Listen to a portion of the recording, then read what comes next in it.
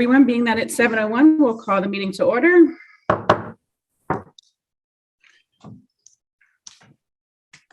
Ralph, could you please read the sunshine law? This is a regular meeting of the Mayor and Council of the Borough of Keyport, Tuesday, January 18th, 2022. Let the minutes show that adequate notice of this meeting as required by Public Law 1975, Chapter 231, has been provided by the annual notice, which has been posted on the bulletin boards filed with the Borough Clerk and has been sent to the Asbury Park Press, the Independent, the Star Ledger, and the Two River Times.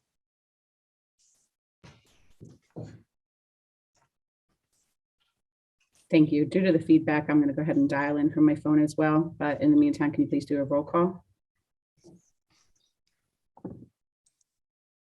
Mayor Kennedy. Here. Council President McNamara. Here. Councilmember Pacheco. Councilmember McDermott.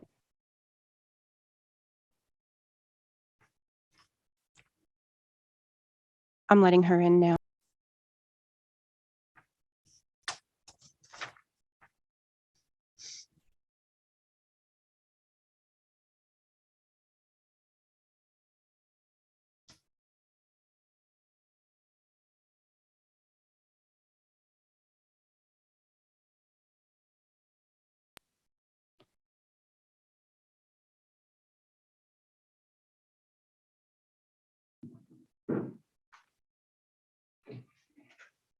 Councilmember McDermott. Councilmember Davidson. Here. Councilmember Aranio. Here. Councilmember Pepperoni. Here. Councilmember McDermott. Here. Thank you.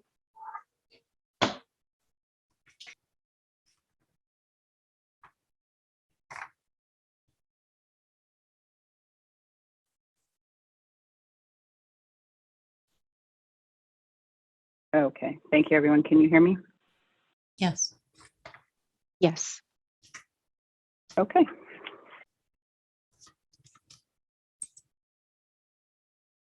You did? All right. If everyone could just bear with us for 1 second, please.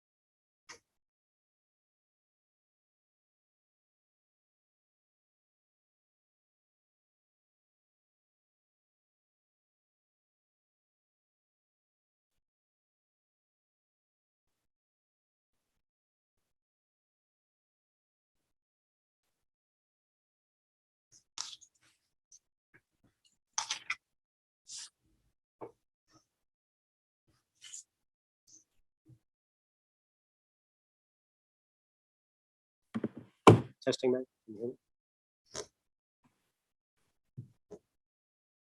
Okay.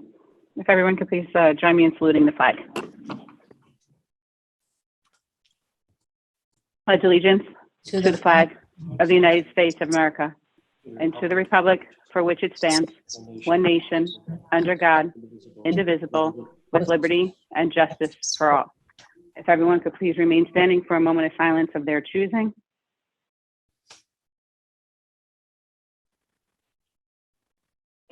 Thank you.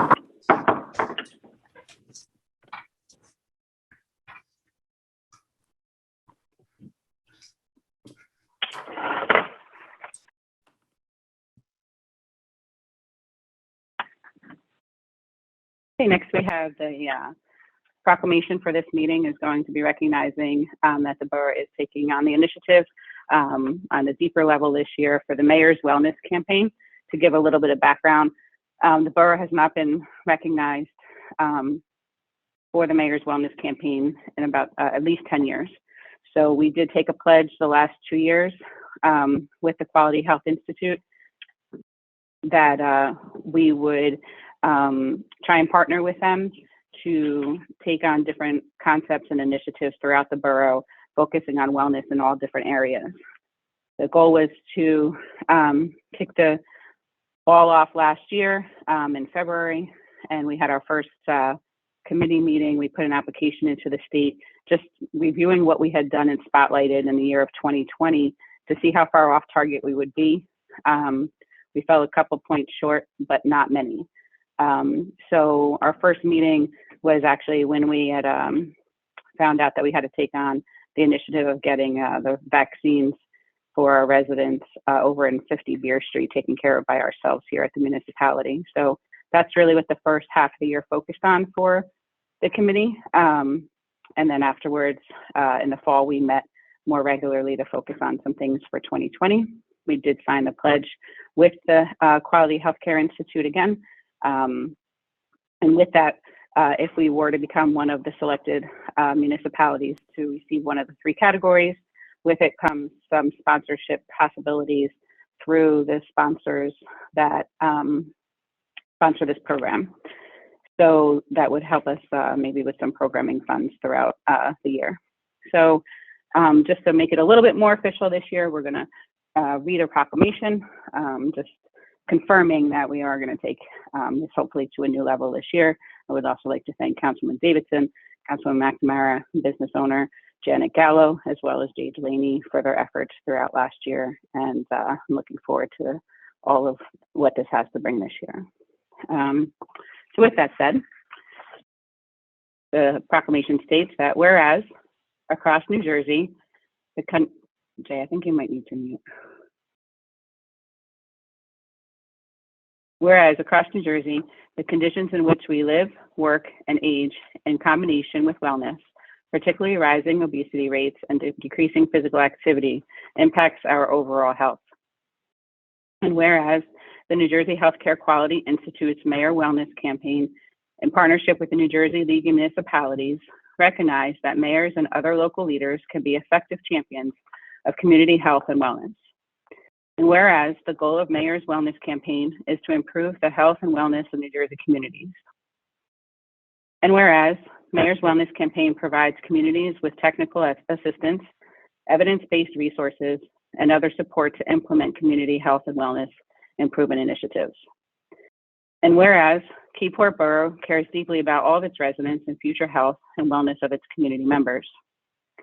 And whereas Mayor's Wellness Campaign will work to implement a comprehensive program to create and sustain local activities to improve wellness in Keyport.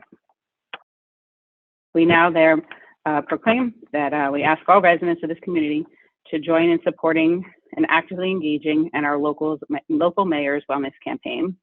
I encourage the residents of Keyport to participate in the campaign activities as we work towards living healthier lives and improving the health and wellness of our community. So stay tuned over the next month or so, or 6 weeks, as we start rolling out program concepts for that. Okay. Before we move on to public comment, there's a couple housekeeping items I'd just like to go over. Resolution 2022-59 is going to be tabled. We're not going to be reviewing that this evening.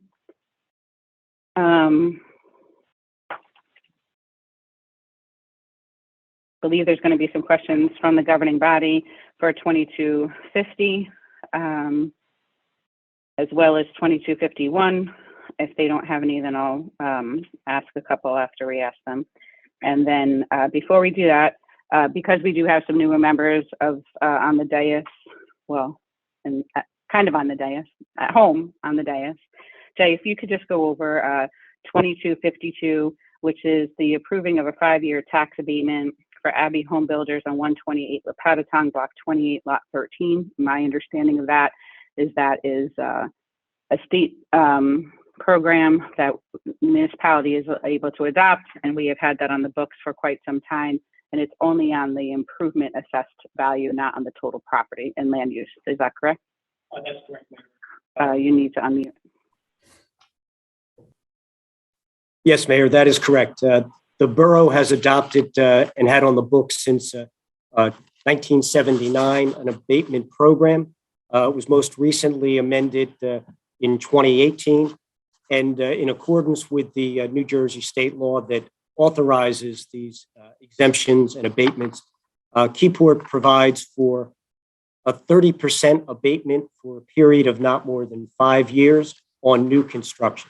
And again, that is on the valuation of the construction, does not provide an abatement on any land value. And it is a 30% for a maximum period of 5 years. Under the borough's ordinance, the tax assessor reviews the application and makes a recommendation to the governing body.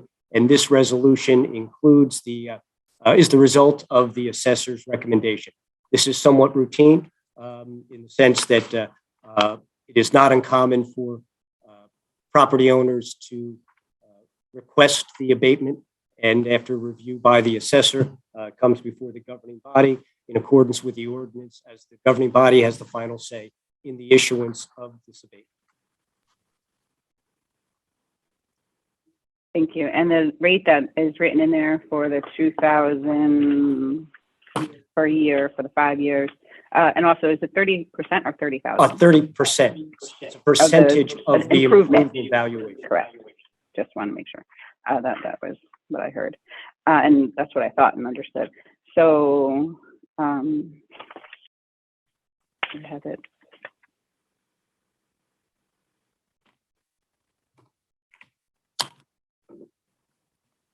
I believe it. I don't have the page tab just this exact moment. The 2000.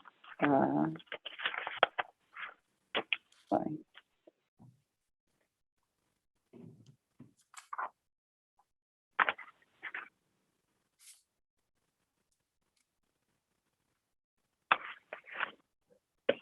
The 2,781 per year for the total of 5 years. That isn't going to change even if there's any kind of tax difference in the next 5 years. Correct? Well, the abatement is on the evaluation of the improvement. So right now, and but the amount of taxes is a function of what the tax rate might be in the current year. But this does provide, the assessor has provided the calculation that based on the current year, it amounts to a $2,700, almost $2,800 per year abatement in terms of how that calculates out in terms of tax dollars. But the rest of it they'll be paying. Yes. Okay. Thank you for explaining that. I just know that that's a relative, for a new governing body member, that's a lot of information. So I just wanted that clarified. And then do any other governing bodies wish to have anything tabled or pulled before we ask about questions on the agenda?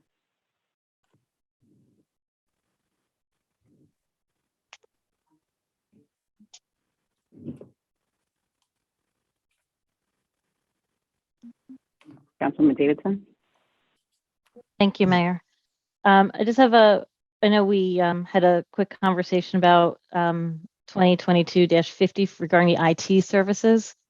So while it seems like a reasonable amount of money going through it, what seems to be encompassed in the, I'm sorry,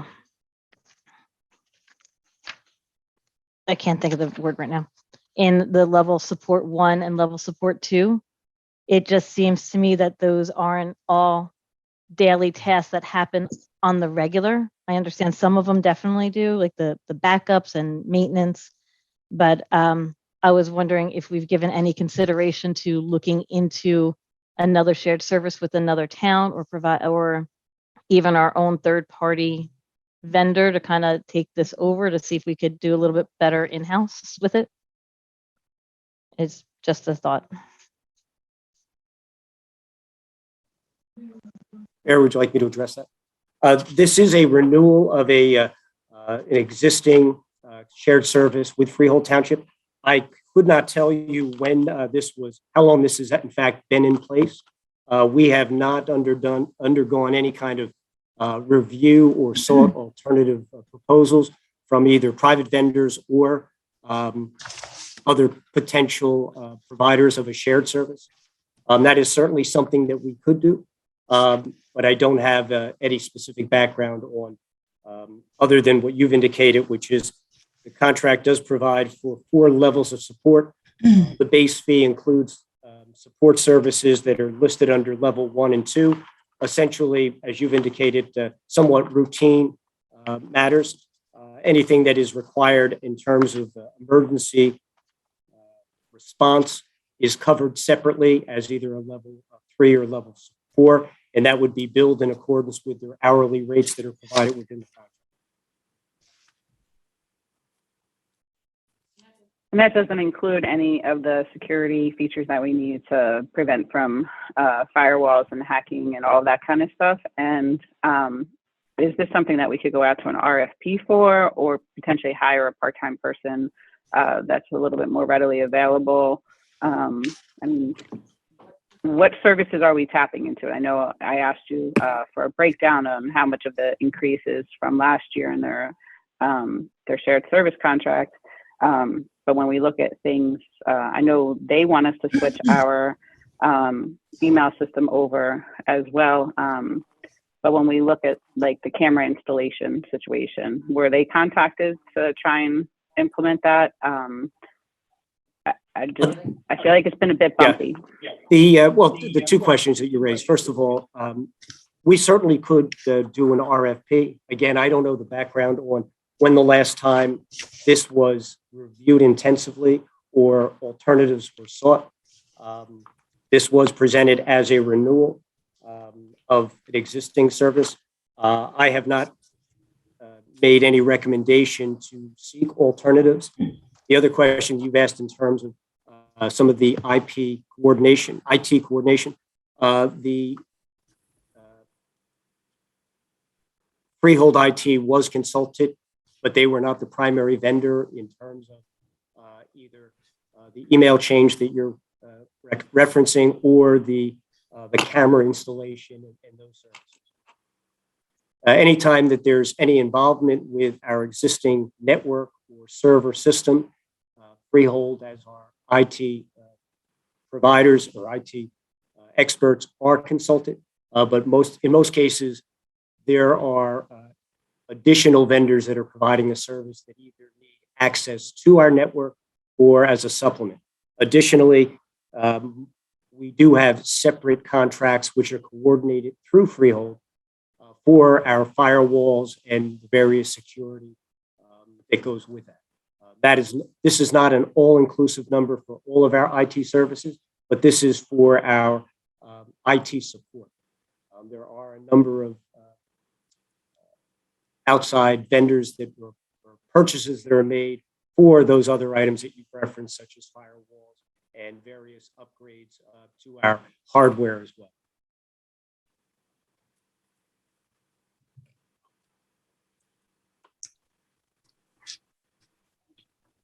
Does that answer your question, Councilman Davidson? It does. Thank you for the answer. I think perhaps I know we need to do this now, and it takes a long time to switch IT and to get a whole program put together. But it may be worthwhile to have an additional conversation at a later date about what we can do. Maybe if there's something better for the borough on a whole, for more advanced technology, a little bit cleaner, and something that's a little bit more cohesive for the borough on a whole. So maybe it's a conversation we could add to later in the year and consider it before the beginning of 2023. Thank you.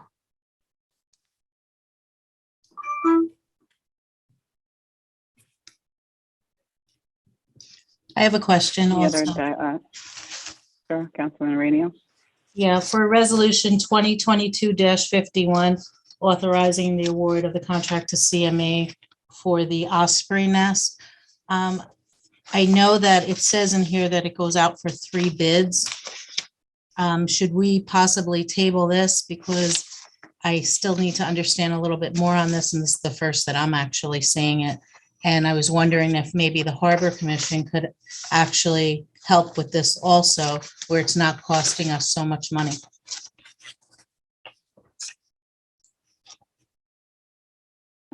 That's actually one of the things I've circled as well, Jay. I mean, I know apparently a couple council members last year gave Trevor the go-ahead on this, but we're looking at upwards of $15,000, if not more, regarding this osprey nest. But if the osprey nest is no longer a functioning one, does it still need to be moved? And has anyone sent the drone back up to see if the wind has taken it away?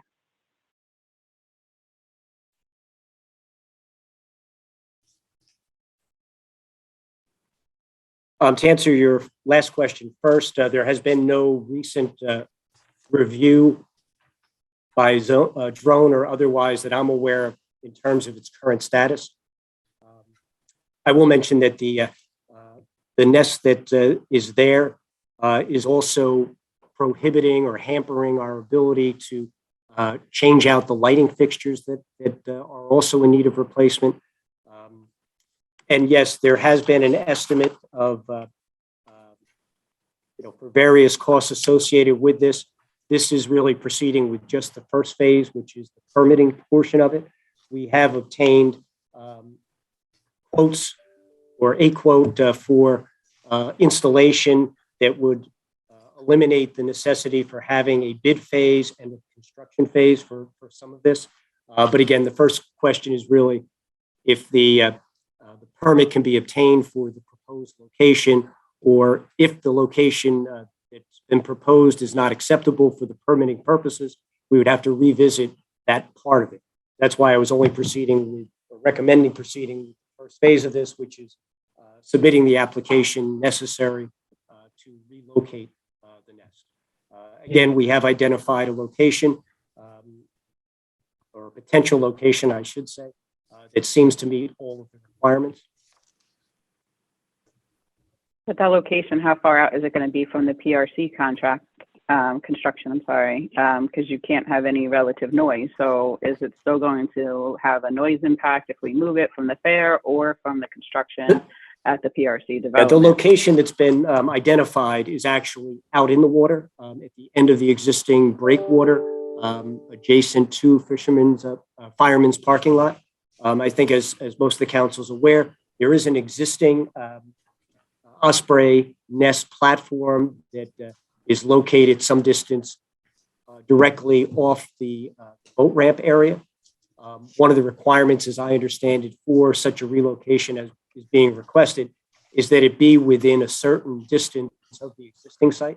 And by placing this further away from the shoreline, it would eliminate any of the concerns that you referenced in terms of construction noise from a nearby construction site, as well as I believe you referenced potential noise from the fireman's fair as well. I mean, it's ultimately up to the council to decide on that, but is it possible to table this and send a drone up to see what's still up there so we know whether there's still an existing nest or not? Sure, we can do that.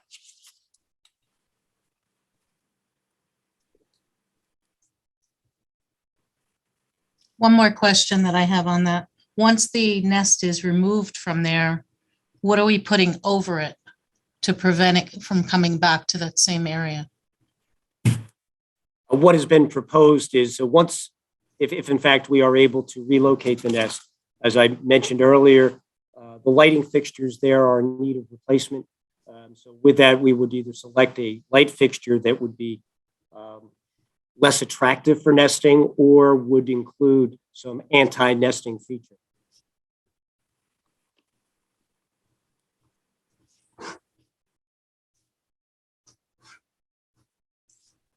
Thank you. Any other governing body members have anything about the agenda before we open to the public?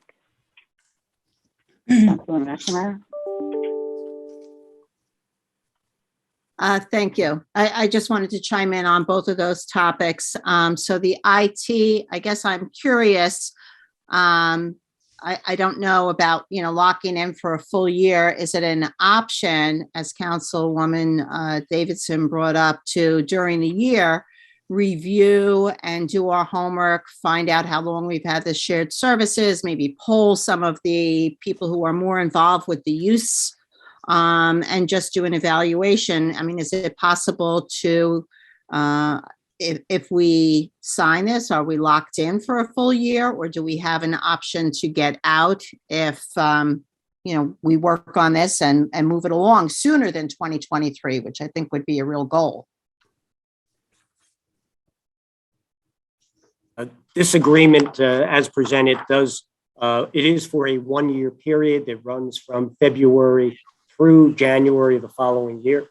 It does not, the question that has been asked, which is a shorter time frame, is something that I could explore and have a discussion with Freehold regarding that. Okay, and then on the osprey nest, I guess my only other thing is, are there plans to talk with Safe Coastal Wildlife? That was mentioned in the CME paperwork that we looked at. Have we gotten any input from them about the relocation itself? And are they able to help with any funding through any grants? I can tell you that we have spoken with a representative from that organization. They provided what I would call some technical expertise and recommendations as far as the suitability of various sites that were identified as potential relocations. They are not in a position to provide any sort of financial support, although they did indicate that they may be able to provide the actual platform. They would not be able to provide the installation of the piling that would be required to provide the necessary height, but there was some discussion about them providing both their expertise and perhaps the platform itself to be installed at the top of the piling. Okay, and then the last question, we don't know yet though for sure if the location that's been recommended by CME will be approved for the permit. Like, is there a fast track to just find that out? Or do we just have to go through this whole process? There are some general guidelines that were reviewed in terms of what's required and what is recommended in terms of a relocation. And the site that has been proposed, or the location that has been proposed, meets those requirements. We do not anticipate any problem with that. We have not spoken with DEP representatives. That's really part of what we would do as if we move forward, is to initiate that informal discussion before we have a formal application submitted. Okay, thank you.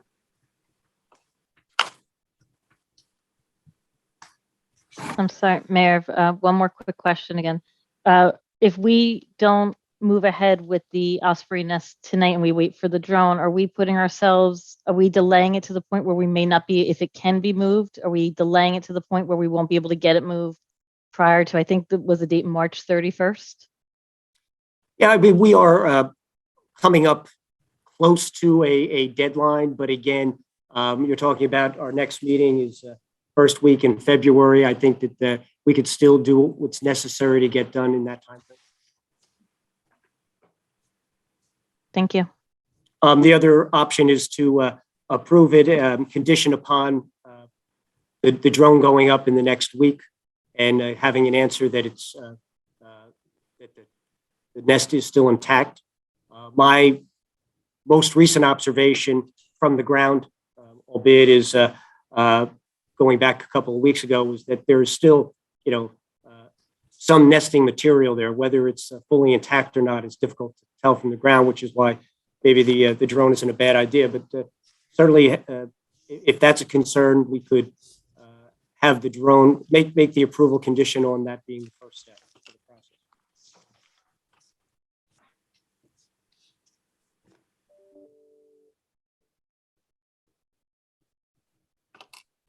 Any other governing body members have any questions before we open it to the public for agenda items?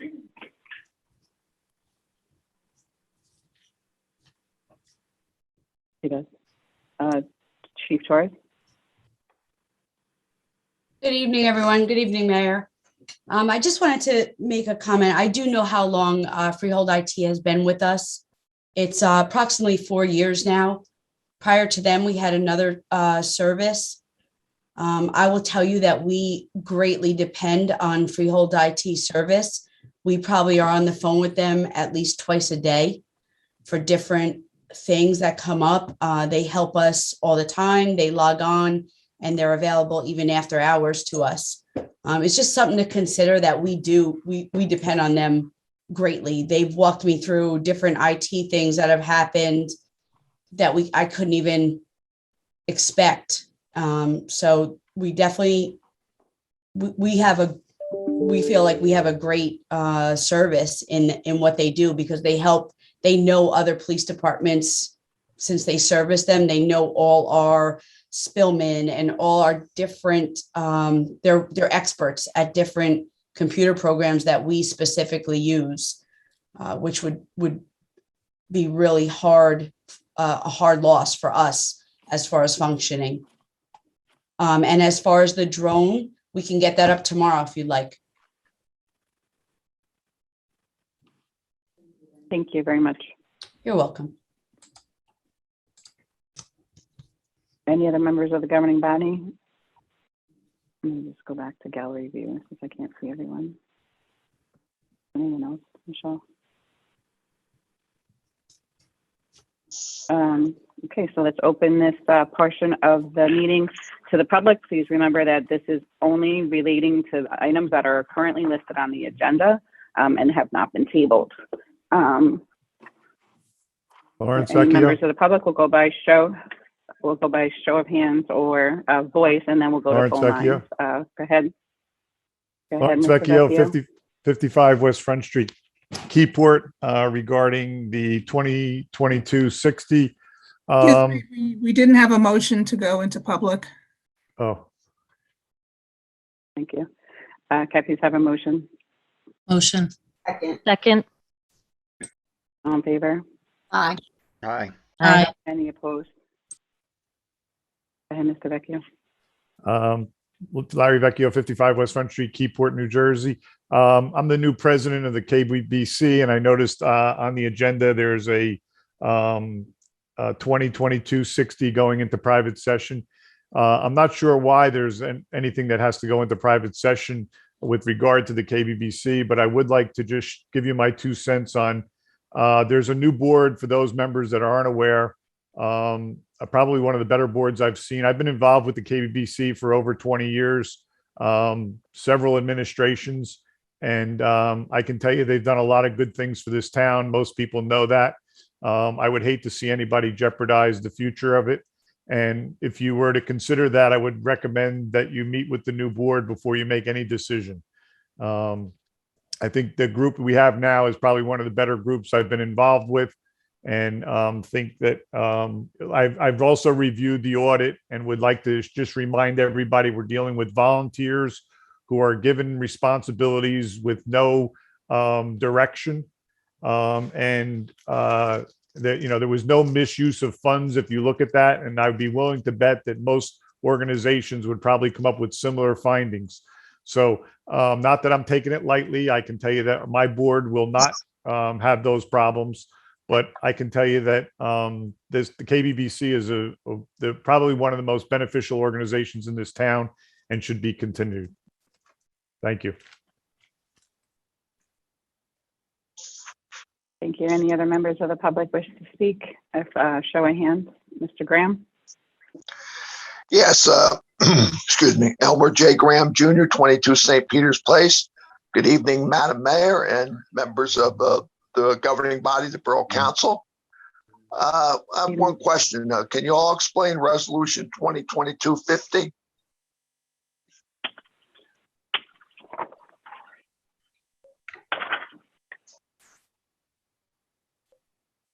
Yes, that's the shared service agreement that we were just talking about, and that the chief chimed in as well, as far as we utilize a shared service agreement where we use the IT staff of Freehold Township to assist us with the IT needs that we have here in the borough of Keyport. Okay, well, this, of course, I trust that it'll benefit the taxpayers of our borough. I would say greatly, because we're utilizing the shared service cost as opposed to employ full-time employees with benefits. Correct, Jay? Okay. Thank you. Thank you. By show of hands, any other members of the public? Ms. Vilo?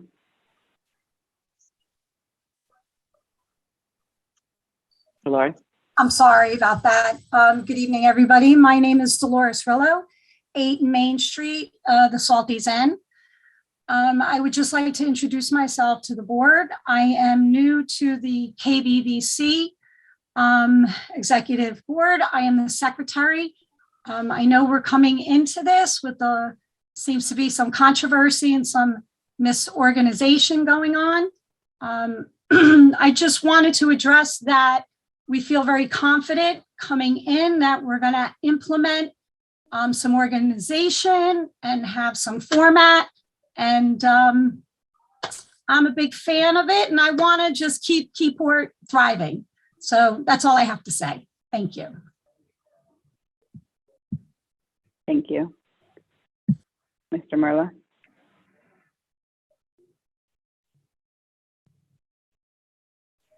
Good evening, Mayor and Council. A couple questions regarding a couple resolutions. I know we said the borough Can you said, state your name for an address? I'm sorry, Mr. Merla? John Morella, 34 Broad Street, Keyport, New Jersey. Thank you. Go ahead. Yes.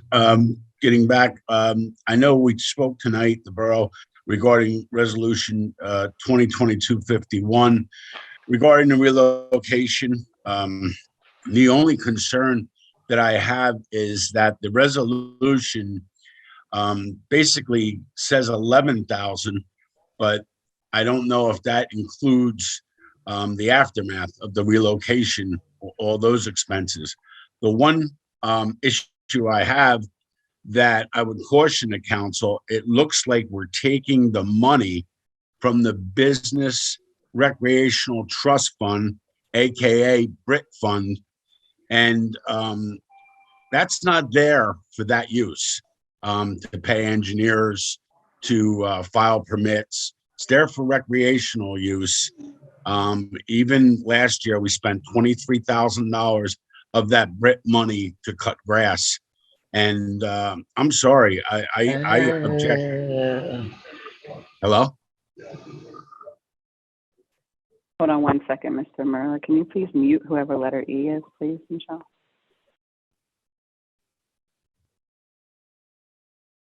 Thank you. Go ahead, John. I'm not sure what that was either. Thank you.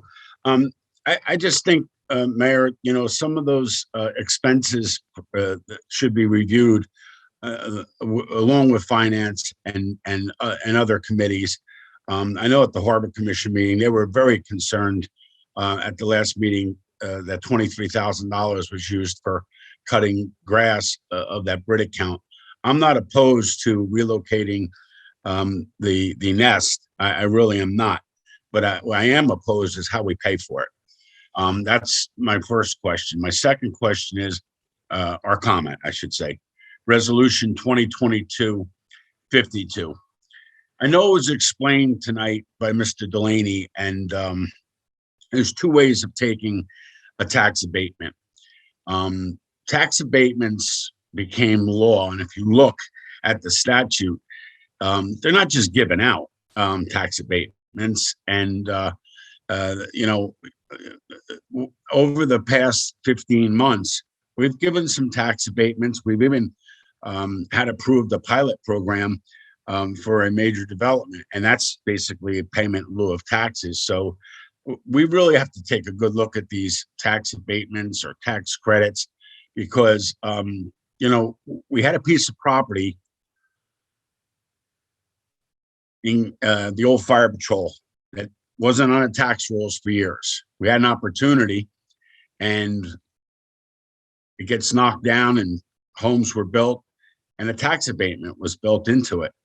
And I'm just saying that, you know, I believe a tax abatement is good for someone that has to start over if their house was damaged or through a fire and they had to rebuild, not for a developer to come in and build a home and make a profit and ask for a tax abatement or tax credit. So I really think we need to look at that really tough this year, because it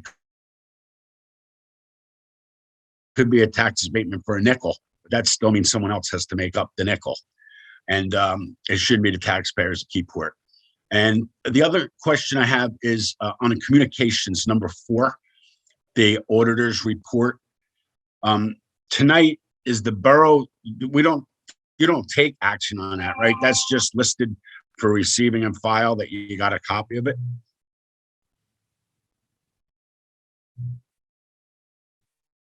Which item was that, Mr. Miller? It was under communications. I believe it was number 4. It said auditor's report. And it just says no action to be taken, receive and file. So what the borough is basically doing is stating that you got a copy and receiving and filing it. Ms. Linda, do you want to speak to that one? Yes, that is accurate. Okay, thank you. Thank you for your time. Thank you. Any other members of the public by show of hands first, before we go to the phone line? Melissa? Hi, Melissa O'Connell, 7981 Broad Street. I am a property owner and business owner, Keyport Funhouse in town, and I'm also the new vice president of the KBBC. I also just wanted to come on and introduce myself and, support both Larry and Dolores, what they said, that we are a new board. We're all business owners, and we're going to give it our all this year, if, with some guidance and help. That's it.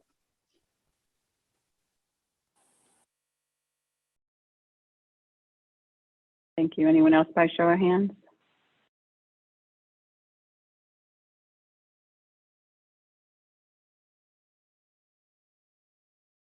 Okay, we'll open up to the phone lines. Anyone on the phone line? Michael Lane, 51 First Street, Keyport. And Mr. Lane? Good evening, Mayor, members of council. Good evening. Regarding the R 2022-52, the 5-year tax abatement, I encourage the council members to look at the amount of taxes that were paid by that site before and after the improvements. And the whole purpose of the 5-year tax abatement is to encourage people to make improvements. And those improvements have resulted in increased taxes. At first in Waverly, where the firehouse was removed, we did give a 5-year tax abatement, but the amount of money, the amount of tax increase is tremendous from that project.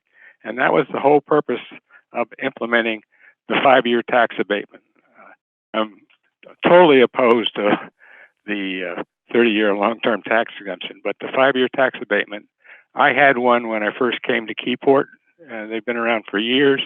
I made substantial improvements in the value of my house, and the 5-year tax abatement motivated me to do that. Second, Resolution 2022-51, the Osprey Nest relocation. An item at the Harbor Commission, wasn't consulted on this undertaking and the site location. None of that's been discussed with the Harbor Commission. And the last time the Osprey Nest was relocated, it was done by volunteers. And in addition, at the Harbor Commission meeting, one of the members volunteered to go out and reinforce the Osprey Nest that's at the end of the Steamboat Dock Museum piers, piles, which is ready to fall in the water.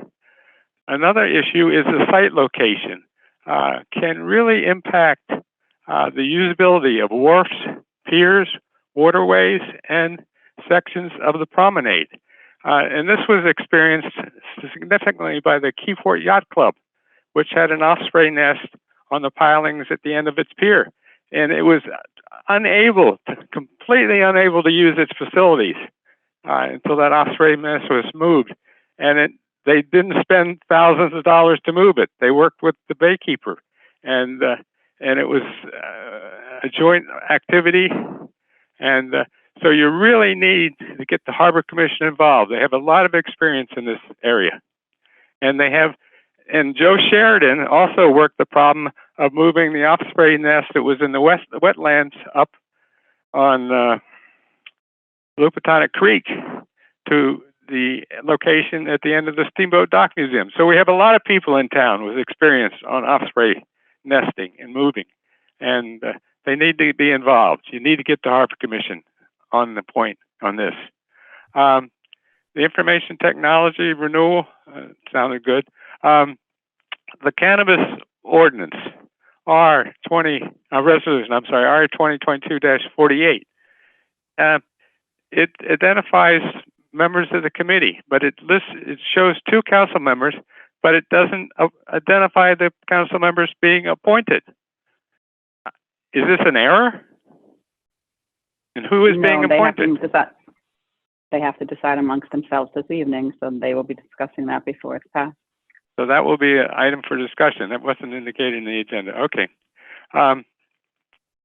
Now, relative to issues with council members' reports. Council Member McNamara, finances.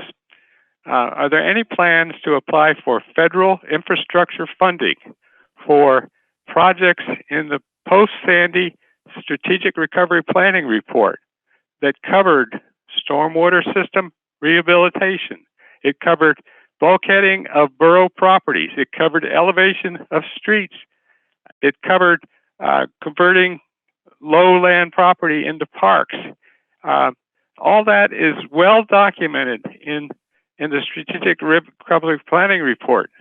And in addition, we use that report to meet back after Sandy with Mr. Pallone, who's a representative from the area. So what are the plans? What initiatives are we going to take to get our share of the federal infrastructure funding to deal with our infrastructure problems? We have flooding.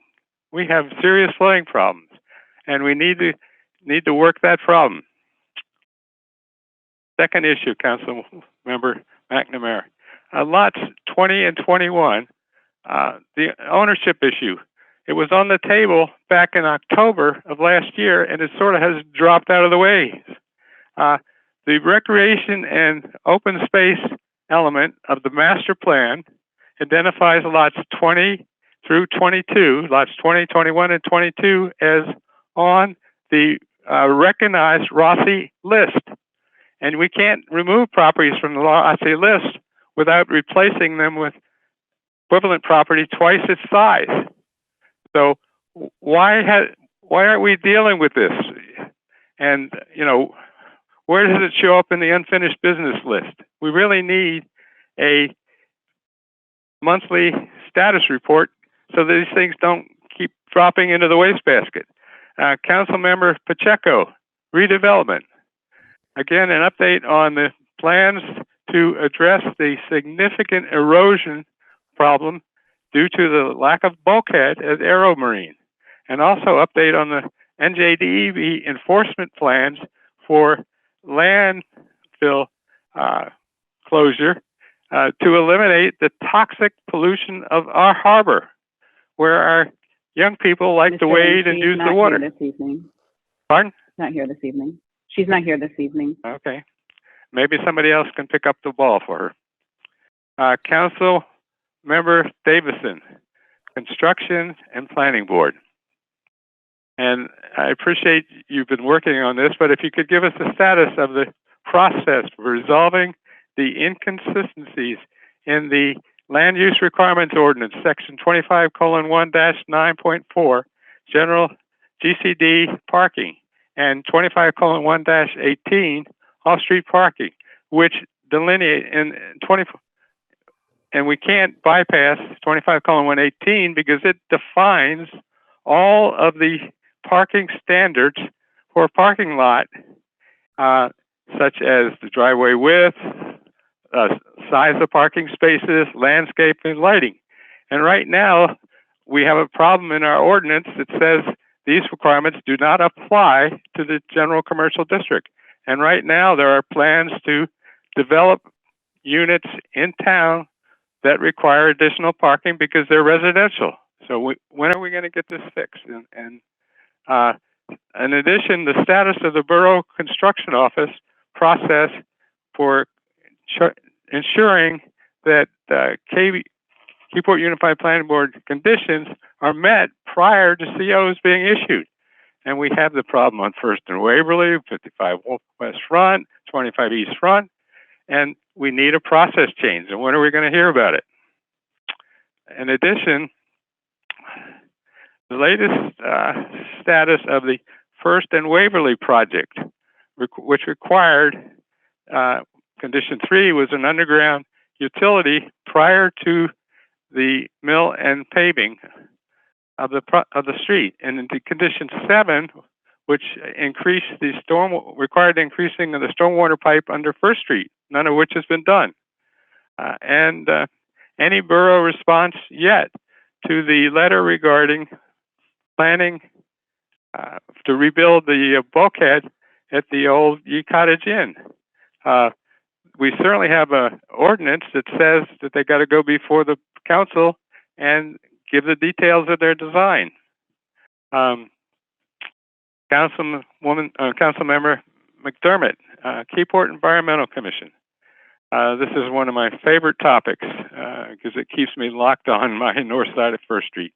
The Keyport Environmental Commission 5 years ago launched a plan for traffic calming on First Street and on county roads. Where are we relative to 25-mile-an-hour speed limit signage for First Street? We have all the places to locate the signage. All we have to do is take a wrench and unscrew the present sign, 30-mile-an-hour sign, and put the new 25-mile-an-hour sign up. Mr. Lane, let's can we move along with your questions? The Environmental Commission hasn't even met yet, so Councilman McDermott hasn't even had her first meeting with that, and we don't need to talk about unbolting signs and not bolting signs. This is about agenda topics. I understand that we put it into a gray area of you asking committee questions, but if you could please move it along. Okay, Councilmember Remick, NPP and Keyport Harbor Commission, which you did meet, and I was very impressed with your input on the Harbor Commission. The NPP floodgates. What's the next step, which is going to be needed to utilize our investment on American Legion Drive and Fireman's Park? It's been stated that we're going to move and upgrade them. What's the status on that? Keyport Harbor Commission. At the Keyport Harbor Commission meeting, it was recommended to remove the porta potties during winter months and not pay for them with RIT account money. So if you could report on that and give your insights, that'd be appreciated. Borough Administrator Jay Delaney. Again, real serious health and problems and safety problems relative to eliminating the Division Street flooding by fixing the outfall pipe at Beach Park, and the schedule for implementing the subdivision and site plan regulations posted on the borough website. Still don't have that resolution. And that's been asking about this for at least 6 months. And Mayor Kennedy, and this is really important to me, the timeline for reintroducing the updated flood damage prevention ordinance, which with its embedded New Jersey Uniform Construction Code requirements, and really enhanced definitions in the model ordinance from FEMA. I've spent some time reviewing the new model ordinance from FEMA, and it shouldn't take a lot of work to fill in the blanks and who the town is and what our present flood limits are. The couple things that we need to do is align the definition of a structure with the present definition of a structure that's in our land use requirements, R25:1.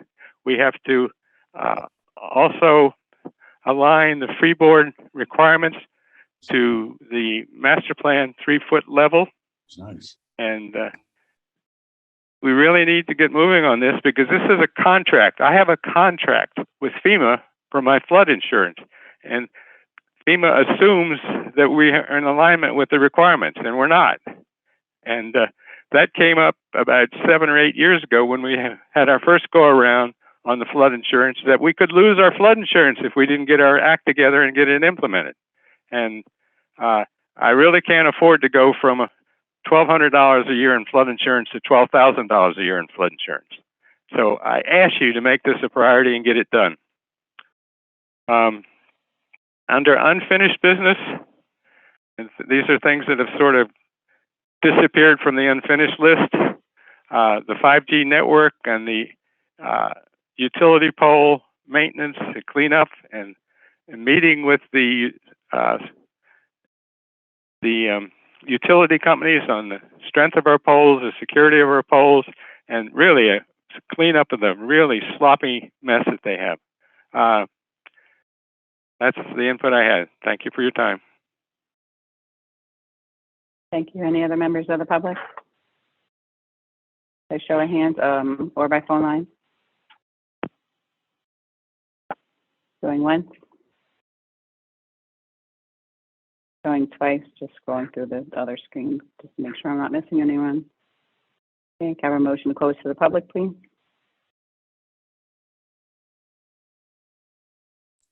Motion. Second. All in favor? Aye. Aye. Any opposed? So next on the agenda, we have committee report. Councilwoman McDermott.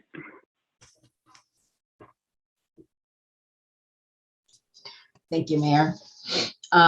So regarding the two committees, environmental, they're meeting on next Monday. So that will be the first meeting, but I do want to let everyone know that this coming Saturday is planned to plant the trees to help with dune protection at Cedar Street Park. So that's something that was done prior to me. So that's been planned out for this coming Saturday, as was planned for this past Saturday, and due to inclement weather, freezing weather, it was moved. KBBC did donate the Christmas tree to that project, so that was moved over as well, along with any trees that were given to DBW.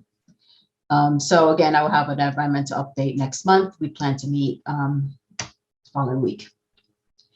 KBBC, there's, as everyone kind of heard, we have a new executive board and they've introduced themselves sporadically throughout.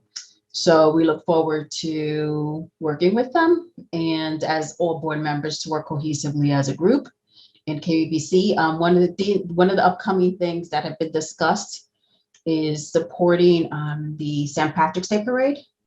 So that's one of the initiatives that is in discussion for immediate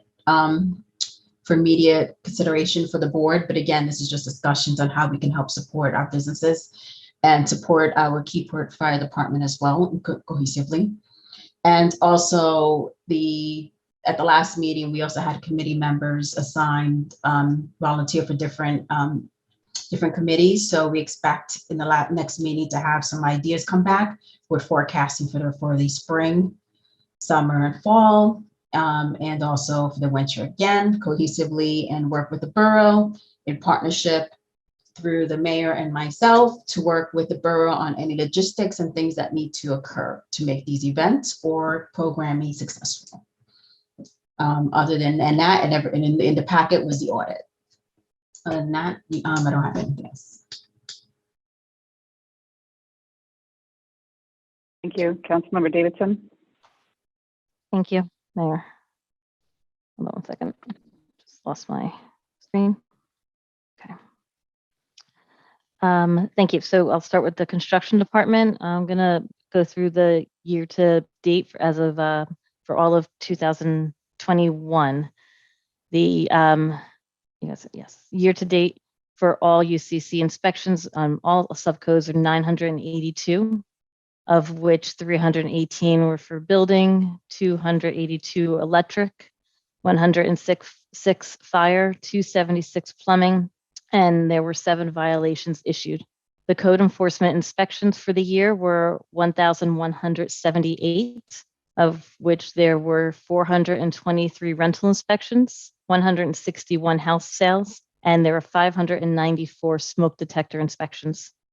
The property maintenance for the year was 382. Property maintenance complaints, 149. Landlord registrations, we had 530. Vacant property registrations were 10, and zoning applications were 298. In regards to the Fire Bureau, all emergency notification forms for businesses and multifamily dwellings have been sent out, and the multifamily dwellings are for 3+ families. Inspections for commercial properties are going to begin on January 15th.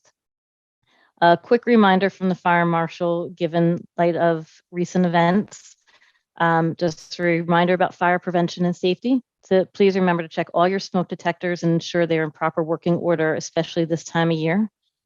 And also remember to close doors as you're leaving a room, home, offices, anything, etc., to slow the spread of a fire. We urge you to keep these things in mind, and please be diligent about your home safety. In regards to planning board, our next meeting is Thursday, January 27th at 7 p.m., which will be the planning board's reorganization meeting. The planning board cannabis subcommittee is currently compiling more information regarding ordinance 15-21. Additional updates will be provided once the planning board discusses the amendments and thoughts, and then those will be brought back to council. We hope to have those discussions at our next meeting and next planning board meeting. In regards to the parking deficiencies in the general commercial district, that's currently being discussed, and I hope to have it on the agenda for discussion with planning board and council very soon. That is all I have for this evening. Thank you. Thank you. Councilmember McNamara. Thank you, Mayor. I'd like to start by just wishing everyone a happy new year. And as the council president for 2022, I'd like to begin by thanking the governing body for their consideration and support. It's nice to see our new council members, Rosa Reino and Ron Pepperoni, who took their oaths on New Year's Day, ready to roll up their sleeves with us tonight. Recreation did have their first meeting of the year, during which we welcomed 2 new residents, Suzanne Ryan and Amanda Jennings, as well as council member Davidson. The committee chair this year is Dave Quinn, so we look forward to a lot of good things coming forward from recreation. I hope to have some updates in the near future about parks.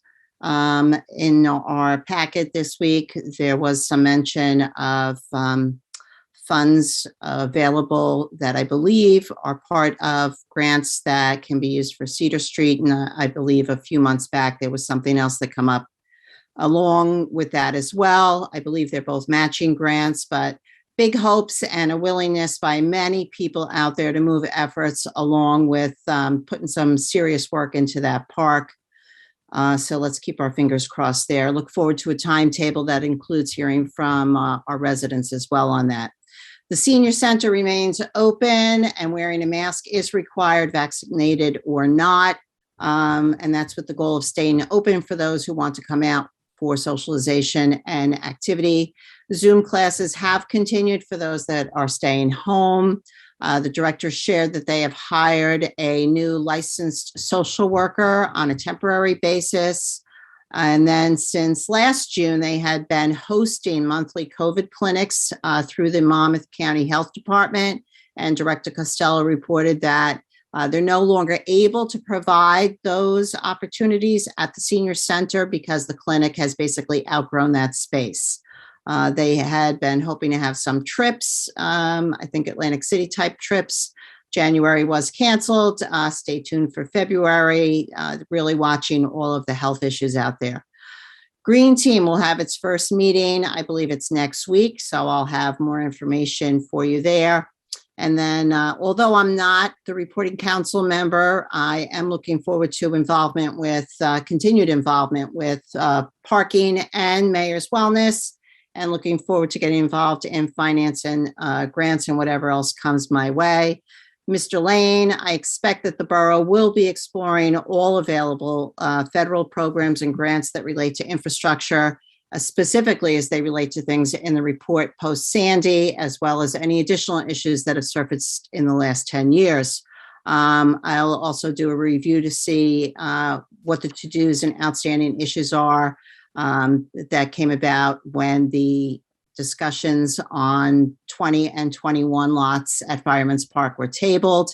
And just for a little extra color, you mentioned Harbor Commission as it relates to the Osprey discussions, but I do believe that it was the Environmental Commission that was in the loop on prior Osprey discussions. I think that's where the Safe Coastal Wildlife group came into play, was through environmental.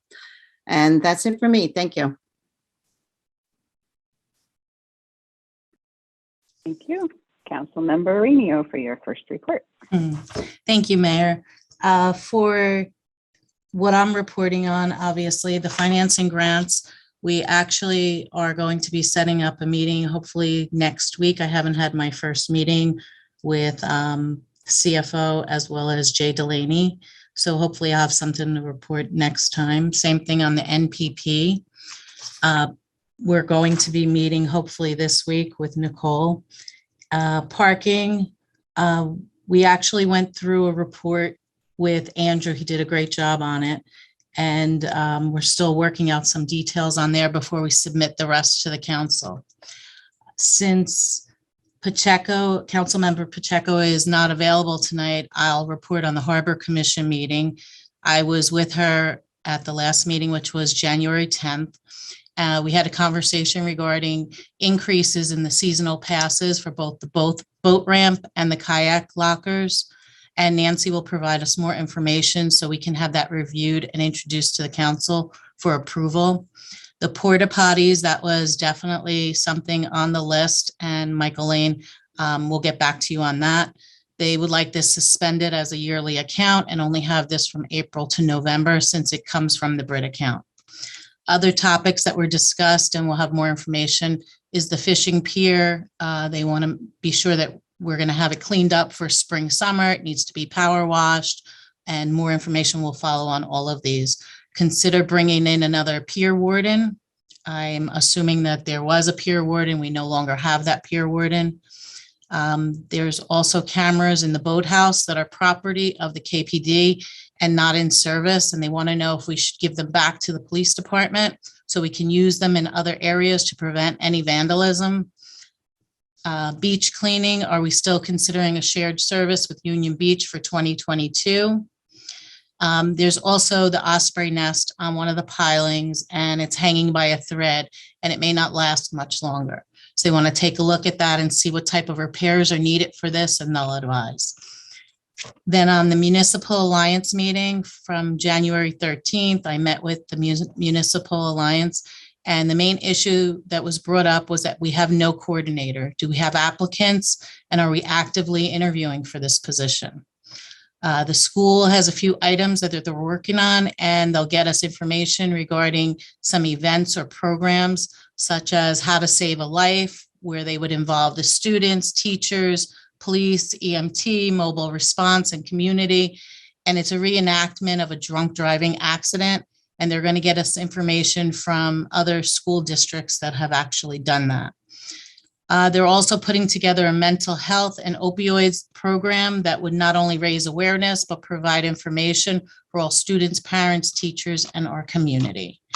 And that's all I have to report.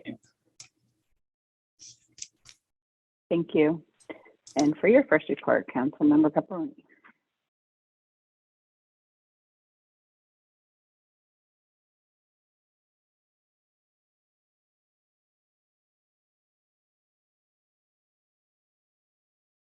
You're on mute.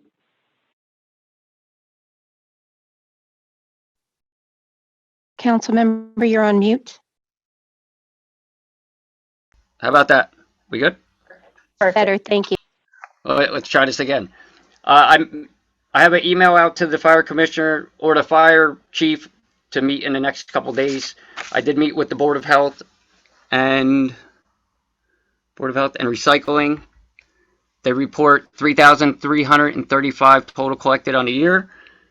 And for OEM, I did talk to Kenny Crow, and we I'm still waiting on a couple reports on that. For the Board of Health, it's the new year, so we have to, if you have any pets that need to be registered, dogs, now's the time to get your dog license in. And that's it for me. Thank you. Thank you. I have one more thing to report, sorry, Mayor. Sure. For the police, for the monthly total was 782 of calls for service.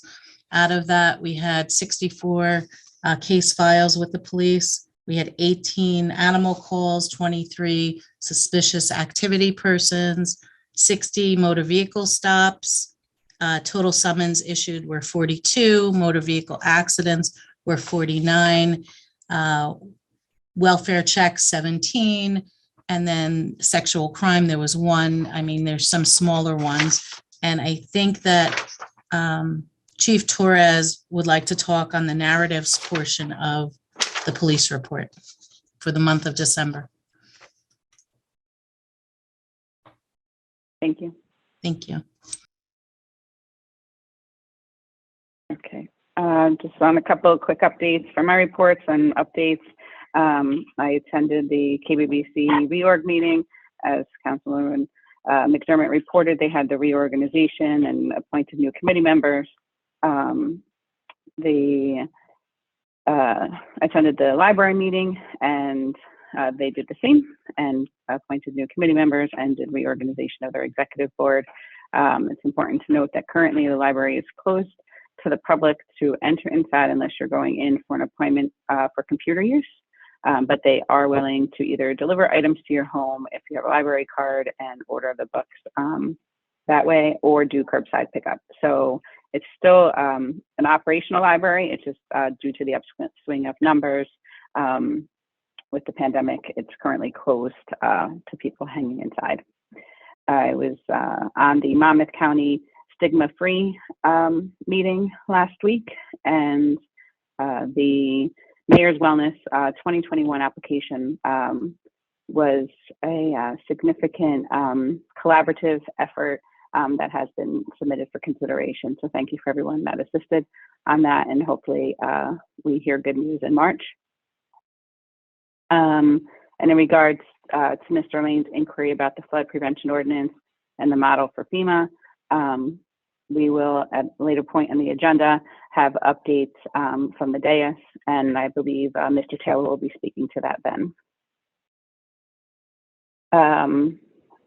The Cultural and Civic Committee is going to be established and will meet in the first quarter, or hopefully before the middle of February, and as well as the Veterans Committee will have a meeting in the first quarter of the year as well.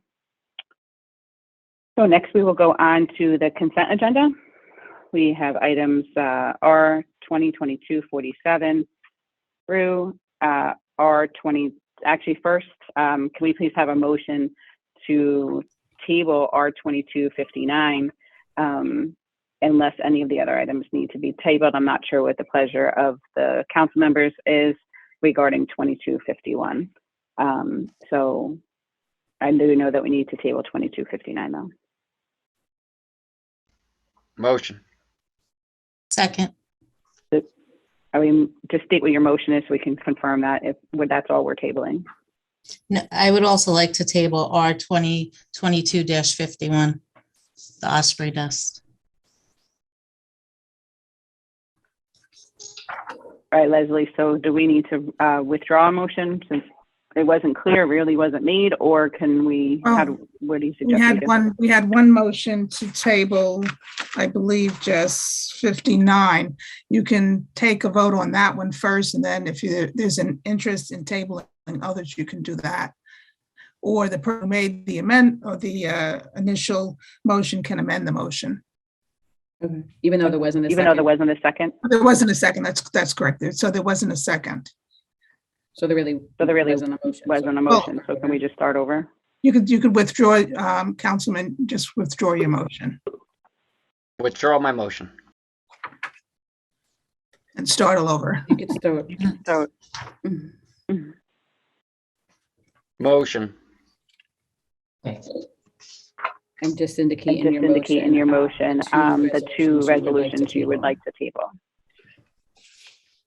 2249 and 2251. I believe it's I 59. believe it's 59, not 49, But I could be wrong. but I could be wrong. It's You may 59. want to table You may another want to one. table another one. Oh, 59. I'm sorry. It's on a whole nother page. I'm sorry. That's okay. That's okay. And then is there a And then second? is there a second? Second. Okay. Can we do that one, Can we Leslie? do that one, Leslie, by show of hands, or do we need a vote? You should take a vote. Okay, Michelle, Okay, copies have a Michelle, roll call. copies have a roll call.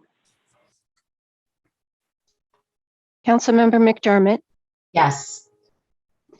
Councilmember Davidson, Yes, that's with the exception of the drone going up, correct, for 2251? The current motion The is. to current table motion it. is to table it. Yes. Councilmember McNamara, Yes, Councilmember Aranio, Yes. Councilmember Pepperoni. Yes. Thank you.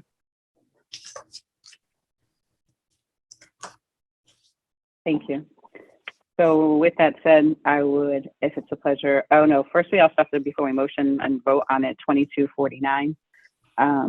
I know it's the way the ordinance is written is that it's two members of the council appointed by it. I know earlier for reorg, when I was dividing out the recommendations for committee members, my suggestion, although it's not part of, because I'm not part of the council, would be Councilmember McNamara and Aranio, but that's a discussion that needs to come from yourselves. So I don't know if you guys have already talked about that, but whoever motions for that would need to include the two names for the governing body council member.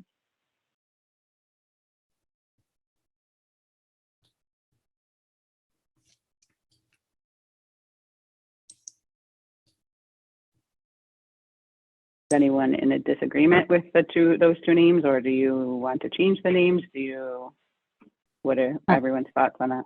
I just want to say two things. I do know that currently we have potential candidates who are considering the cannabis licensing within Keyport. So, and in order for the state to accept that, they need to have us approve the application as well as part of the state compliance. So one of my key things is whoever's on this committee prioritize ensuring that we have a process to get this approved, whether we RFP, like we talked about last meeting, whether we go through an RFP process or we go through another entity that evaluates the anyone who's applying for this as soon as possible, because there is about 7 week or 6 week due date that this needs to be submitted in by applicants in the state. Again, I'm just sharing what has been communicated to me as part of KBBC.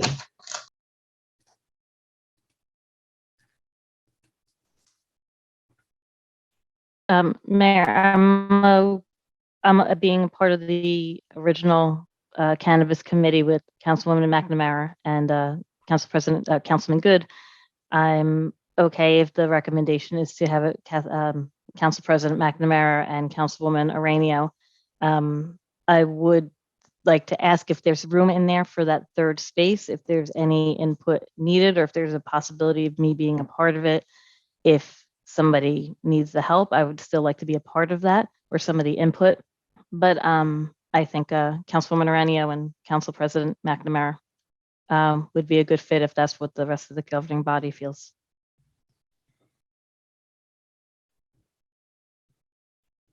Can I ask, are you both comfortable with taking this?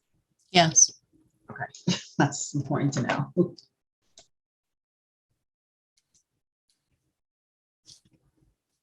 Any other feedback on that?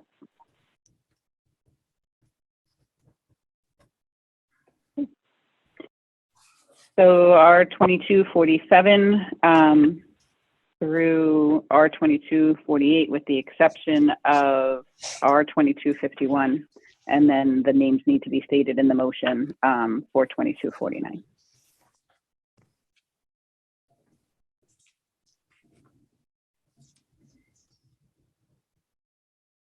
I'll make a motion to approve R 22-47 through R 22-58,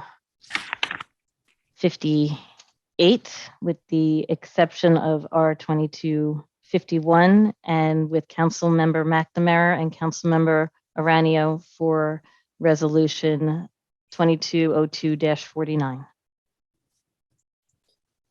Second,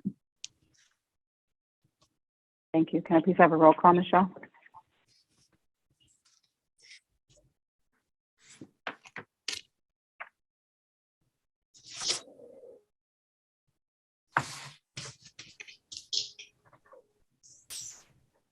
Councilmember McDermott. Councilmember McDermott, Yes. Councilmember Davidson, Yes. Councilmember McNamara, yes, Councilmember Aranio, Yes. and Councilmember Pepperoni. Yes. Thank you. Thank you. Next, we have an introduction of ordinances. Number 1, use of borough property for wedding ceremonies and revising smoking prohibition in parks. Michelle, can you please read that by title? This is an ordinance of the Borough of Keyport, County of Monmouth, New Jersey, amending Chapter 11 entitled Recreational Facilities and Chapter 4 entitled Police Regulations of the revised general ordinances of the Borough of Keyport. Mayor, if I may, I please have a motion. Mayor, before you Sure. do that, you need to make a correction on the second page of the ordinance, 11-9.1. The statutory site needs to be corrected. It is NJSA 26:3D-56.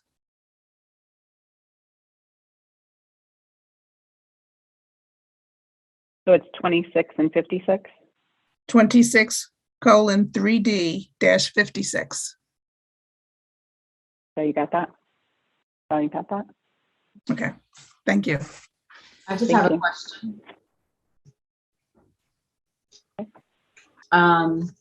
So my question is, if this only talks about Benjamin Terry Park, should we not consider all our other parks, or at least expand that to Veterans Park as well? Because at the end of the day, if someone wants to get married on a skateboarding ramp, I don't know, they might want to.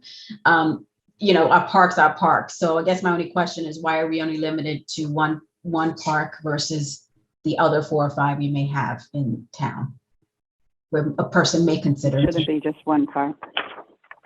It's for the 2 that have been requested, which would be a waterfront park at the gazebo and the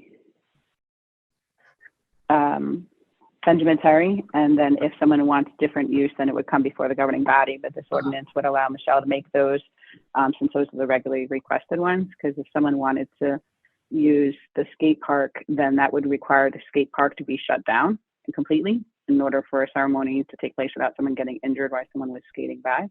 So that we feel should actually have to come back to the governing body. But we're trying to eliminate what has to be held for meeting agendas, and that they can actually just process upstairs, which are the more regularly scheduled ones at the gazebo and sometimes over in Benjamin Terry. Okay, so I guess my question with that specific park, I know it's Veterans Park and then there's Benjamin Terry. So should he say both in those or just state one? Because there really is a divider. There's a invisible divider between the 2. That's all. There is a difference between the 2, but if they want one of the other ones, then they need to put in an application and come to the governing body. All right.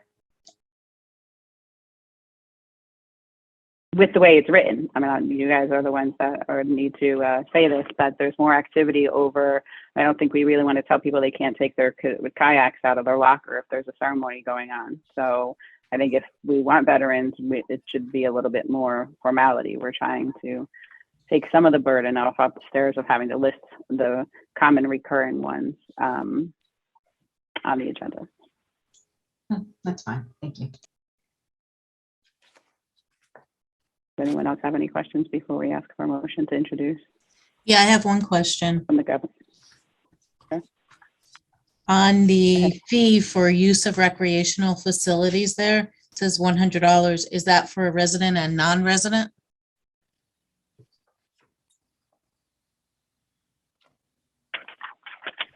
The way that it's written would apply to all.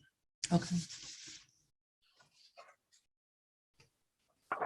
And just it's important to note that this was, there's going to be a multi-phase process. Right now, this is, as I said, as we all know, we are operating shorthanded upstairs. But not only that, it's just, once we start adding up the different processes that are continually tasked to our administration, we have to lighten the load somehow. So, but there'll be other processes coming down the pike as far as fee structures and so forth. But this was the most commonly used one. If it takes one thing out of the administration's plate to have to list all this stuff on an agenda and have people wait. Normally, not always, but often, when someone's using the waterfront for a wedding, sometimes it's a time situation. So sometimes if we have a month between meetings and have to make people wait a month to say they can have exclusive right of the gazebo for an hour, it's just kind of time consuming for everyone all around. And it just doesn't flow properly upstairs.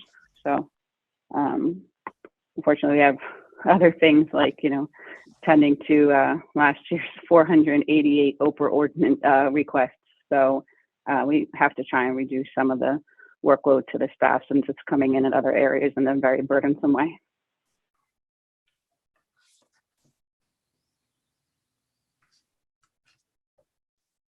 So if there's no further questions, can I have a motion to introduce? Motion to introduce. Second, Please have a roll call. Councilmember McDermott, Yes. Councilmember Davidson, Yes. Councilmember McNamara, yes, Councilmember Aranio, Yes. and Councilmember Pepperoni. Yes. Thank you. Thank you. Next, we'll need a motion authorizing the clerk to publish the ordinance as introduced in the Asbury Park Press for a public hearing at the next meeting. Motion. All in favor? Aye. aye, Aye. Any noes or abstain? Thank you. Next, we have communications by consent. We have number 1 and 2 for approval and number 3 and 4 for receipt and file. It's important to note before anyone makes a motion or if there's any commentary from the council members that number 1, communication item number 1 is requesting all the fees to be waived. So I know that has been a topic of conversation frequently recently. So just, I don't know if you guys need to discuss that further or not, then we'll just need someone to motion. Can I just a quick comment about communication number 1? So is it possible that we can approve it for them to have the event, but possibly discuss the waiver of fees at a later date until the fee structures are a little bit more established and the protocol for who, what, when, why we would consider a waiver? Yes. You can do it that way. Brendan said yes. Mm. Thank you. I don't know if anybody else agrees or not. That's just my thought until we could have a little bit more clarity on the structure and how we want to go forward. So we don't set a precedent early on that we're not ready for. Councilor McDermott, my only question is timeliness of this. This is happening in June. So if we don't resolve this before April or May, it may interfere with them expecting whether they have to pay the $100 per location. It seems there's different applications, or at least pay $100 up to $200. It seems. So that's my only thing. It's the time sensitivity of this. That's the only. We are aware of that, and we talked about that earlier, but we didn't want them to not have the date approved but because nothing is technically official, I didn't know what past practice. You guys know where I stand on all of this. You know, they have a lot to, you know, take into consideration. So, that's, but if Leslie's saying that we can approve the date, Councilman McNamara, you have something? Yes, I actually would be in the same camp as Council Member Davidson. I would love for us to be able to approve it so they have the dates, they can move forward, they can start all of their work. And I would like us to make a commitment based on Council Member McDermott's comment to address it by a certain date. So whether that means that we can agree to have it back, for discussion at I don't know, in a month or at the next meeting. I don't know that that means we'll have the entire thing that we're working on ready by then, but I think that we can have some conversations to discuss the fee waiver and how we think we want to approach it. But I would like to lock in the dates for them. The other thing I just have a question on is the second communication by consent for the ghost tours. I just want to make note that their first scheduled one appears to be on the date of the St. Patrick's Parade in the borough.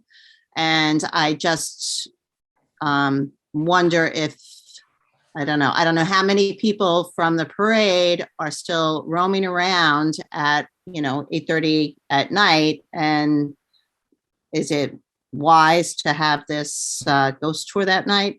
Or at least allow them to know that that event is going on. I mean, you bring up another point with that as well, because why they do bring people into town, and it's, a lot of fun.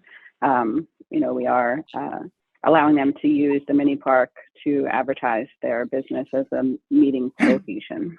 That's where the meetup sign goes. So all of that needs to be taken into consideration when these decisions are being made. So for my clarification, according to current policy, we can't have them paid $100, correct, Ms. London?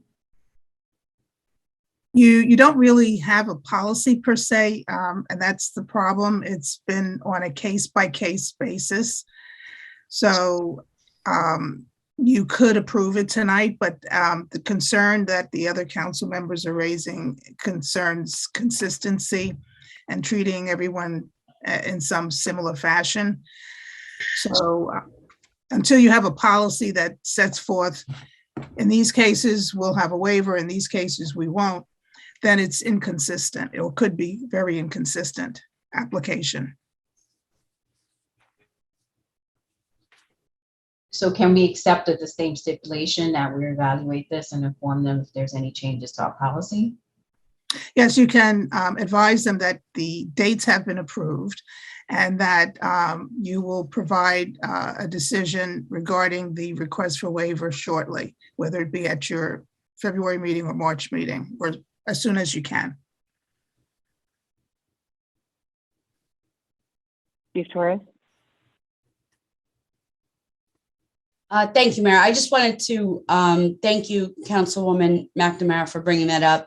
That's definitely a concern of ours. The amount of people, traffic, and parking would definitely be a concern. That's something that we would have to bring even additional staff, and we bring majority of our staff in for the parade.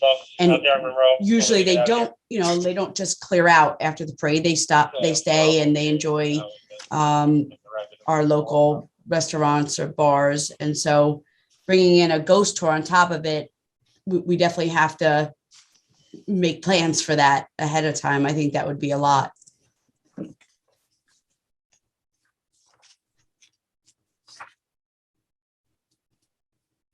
Okay. And it's possible that when this communication came in, the date wasn't publicized yet, circulated about the March 19th date for the parade. So maybe Sure. We can, communicate that to them to start the week after. And maybe in the approval, if you guys want to make some kind of we don't know yet what's happening for the rest of the year in general, right? We don't know that if there's going to be a music festival yet. All that stuff still has to be planned out on all these committees. So you don't want it to interfere. If it's a borough sponsored event, that we may have to ask them to change their meetup location. So that could be possible, right, Ms. London, for if someone wants the motion that way. Yes, you may also state that subject to further change as determined by council. You're approving the date, subject to potential for change at the direction of council. And to start a week after the March 19th date, so that it doesn't conflict with the. Any other questions regarding 1 through 4? I'm sorry, Mayor, just one more question on number 1. I saw through the application, they made reference quite a bit to DPW and the needs of what they would need and the costs associated with that. Not so much the cost, but the fact that they've referenced DPW numerous times. I was just wondering if there's any mention to any need for the police for the garden walk, or if there's been any conversation with the police for what they would need from the police to the garden club or vice versa. All of that are the things that have to be reviewed as far as structures of events for this year. Not even just the garden walk, but many of the different things that are requiring police and DPW manpower. So that's part of the fee structure that we're trying to work out. And, in addition to, in regards to the police, no organization or borough entity has authority to come and say what they think is what's needed for police staffing. That has to be at a recommendation of the chief. Because otherwise they'll be just coming in and saying, oh, we only need one officer, and they'll bring in like 25,000 people or something. But all of these things are definitely taking on a serious financial repercussion on the borough. So all this stuff has to be sorted out.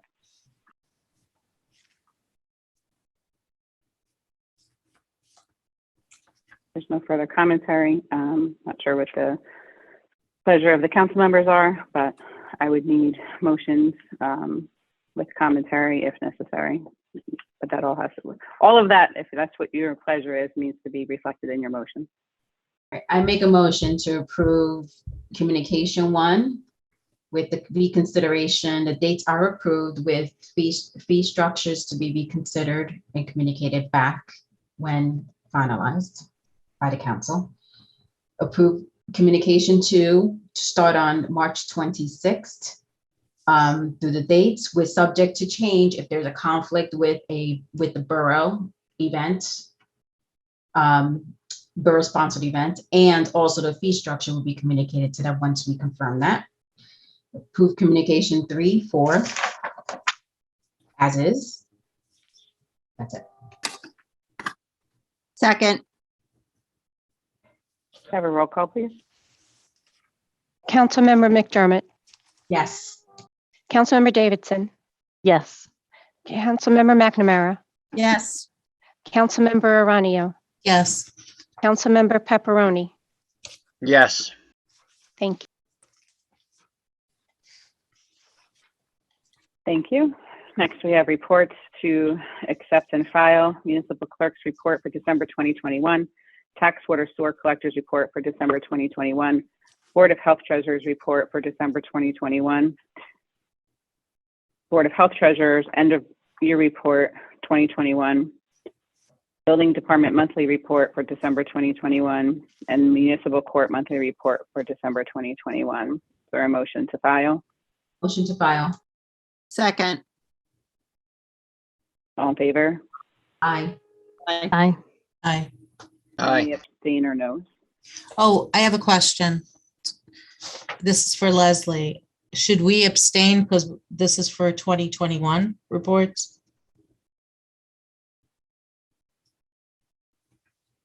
These No, are, yeah, they're just reports, so it's not really firsthand knowledge. Okay. okay. Next, we have new business.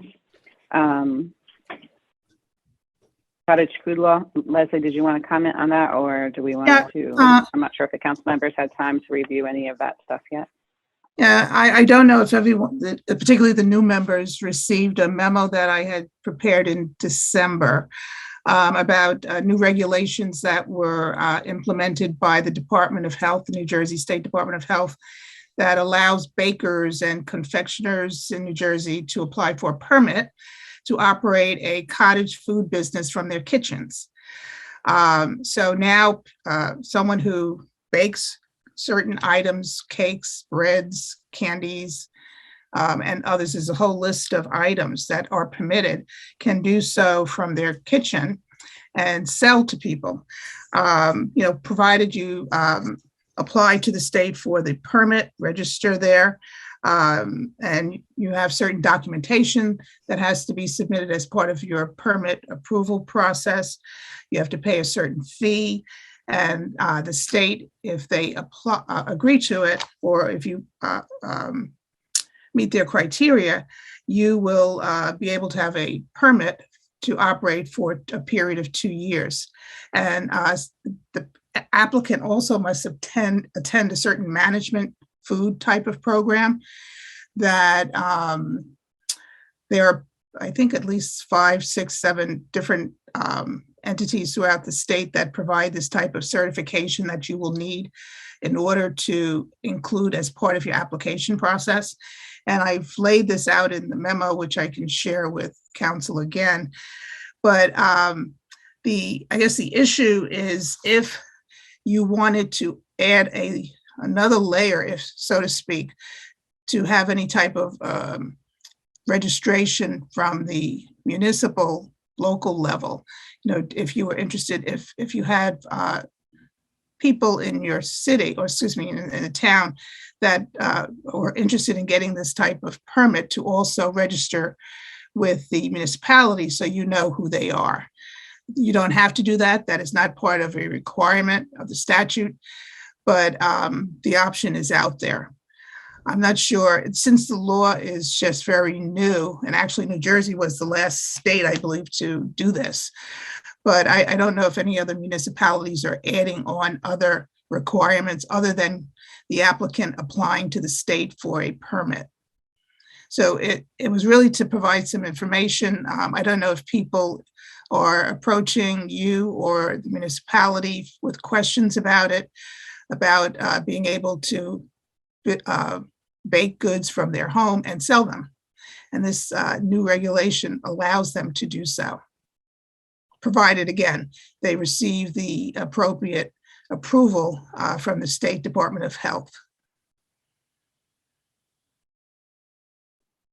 Mayor, may I suggest that before the council consider anything further on this, that the council committee dealing with the health, Board of Health, have a chance to take a look at this and discuss this more fully? It's a good idea. I agree with that. Okay, just 2 other quick items, unless other council members have any dialogue on that.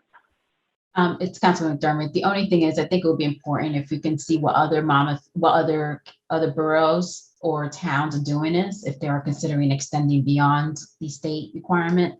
That would be a good comparison for us, Ms. London, if you could just research that for us. Sure. And in the last legislative session, there was a bill that was introduced to require that. I didn't go anywhere. I can also check to see if it's been reintroduced. Yeah, thank you. Yes, that would be great. Thank you. Just 2 quick things for new business that came up when I was reviewing everything. Councilmember McDermott mentioned it earlier, but the 2020 St. Patrick's Parade did not take place, as we all know, neither did the 2021 one. And the parade route that we used to know it, and the judging area stage had been reviewed for the year of 2020, and that was being moved down to the mini park area as opposed to the corner of West Front and Broad Street. So the performance area and the judging area would be in the mini park, where there's more space.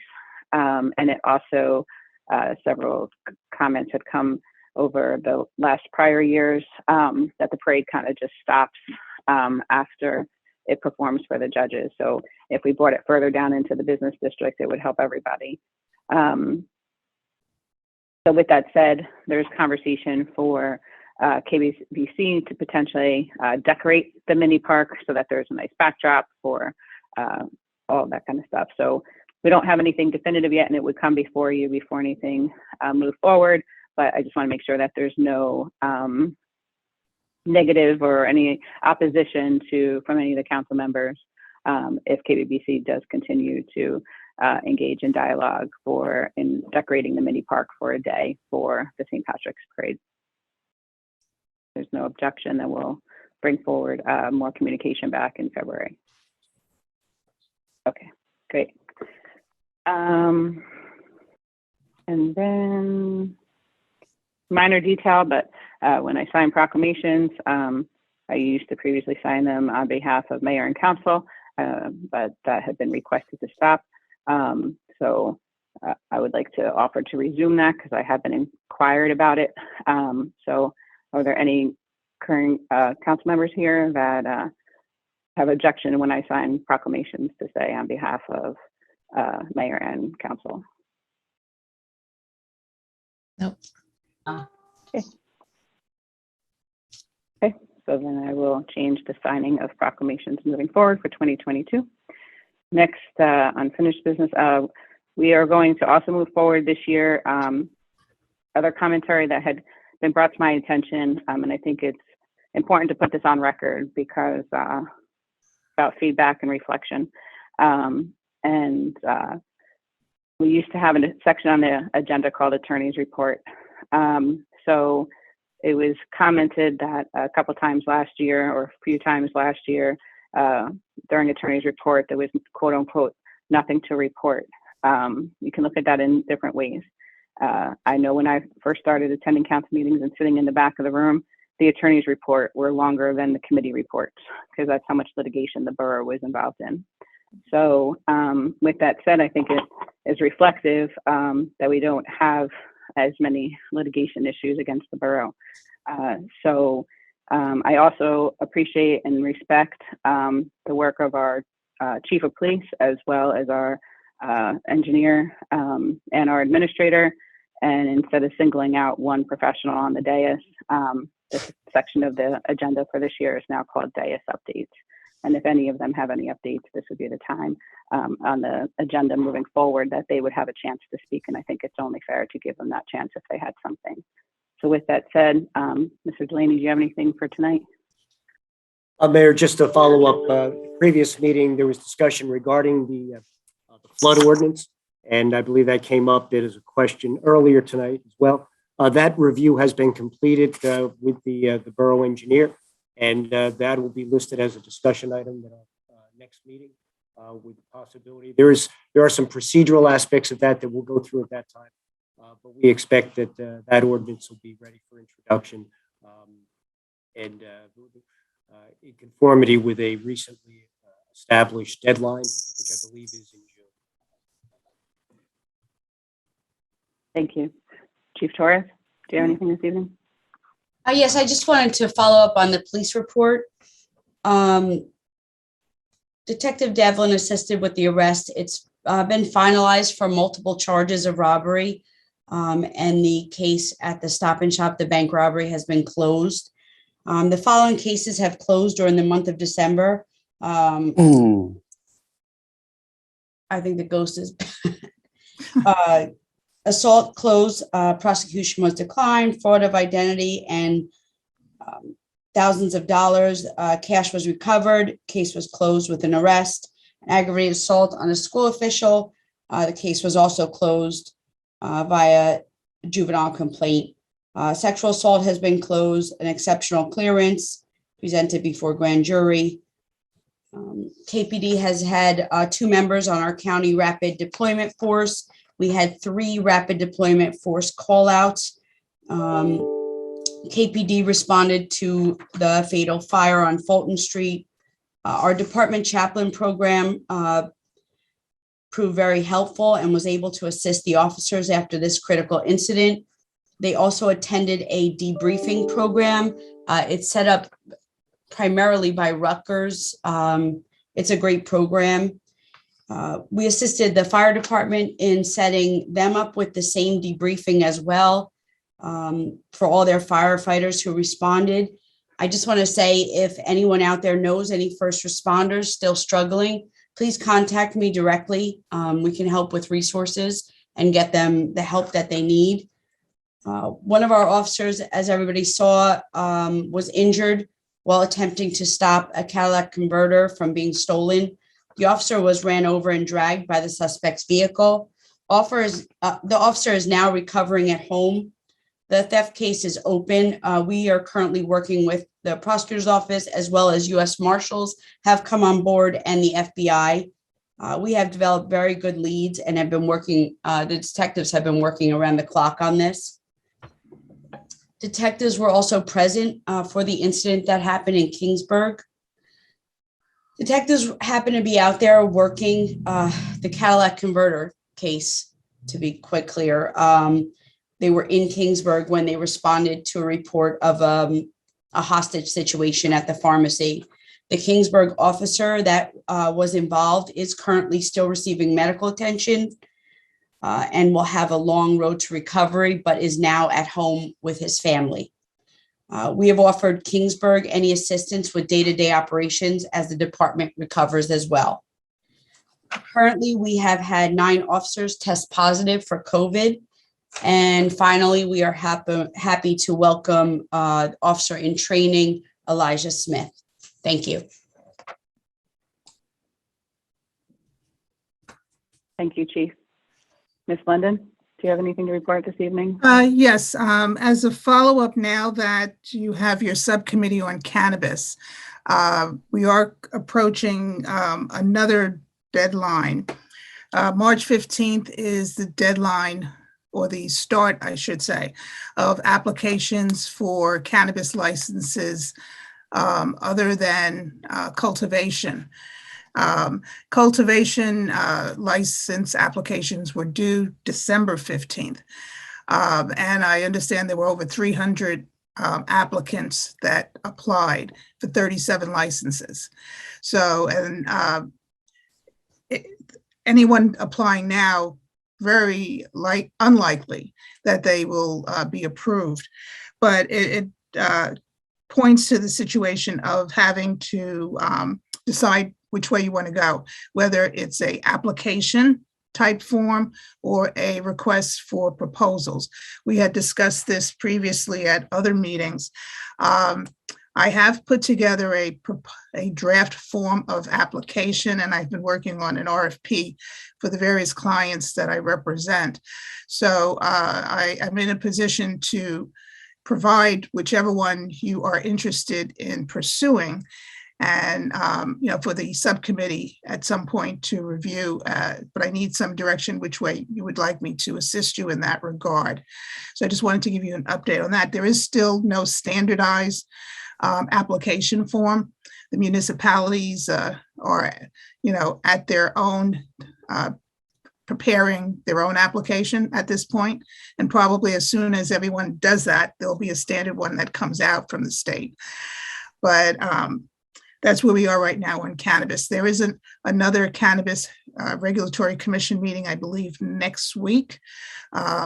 I've been attending, I think, almost all of them. I will see if there's anything new to report, which I can bring to the subcommittee and regular members at the next meeting. Also, I had mentioned previously 5G, which Mr. Lane mentioned also.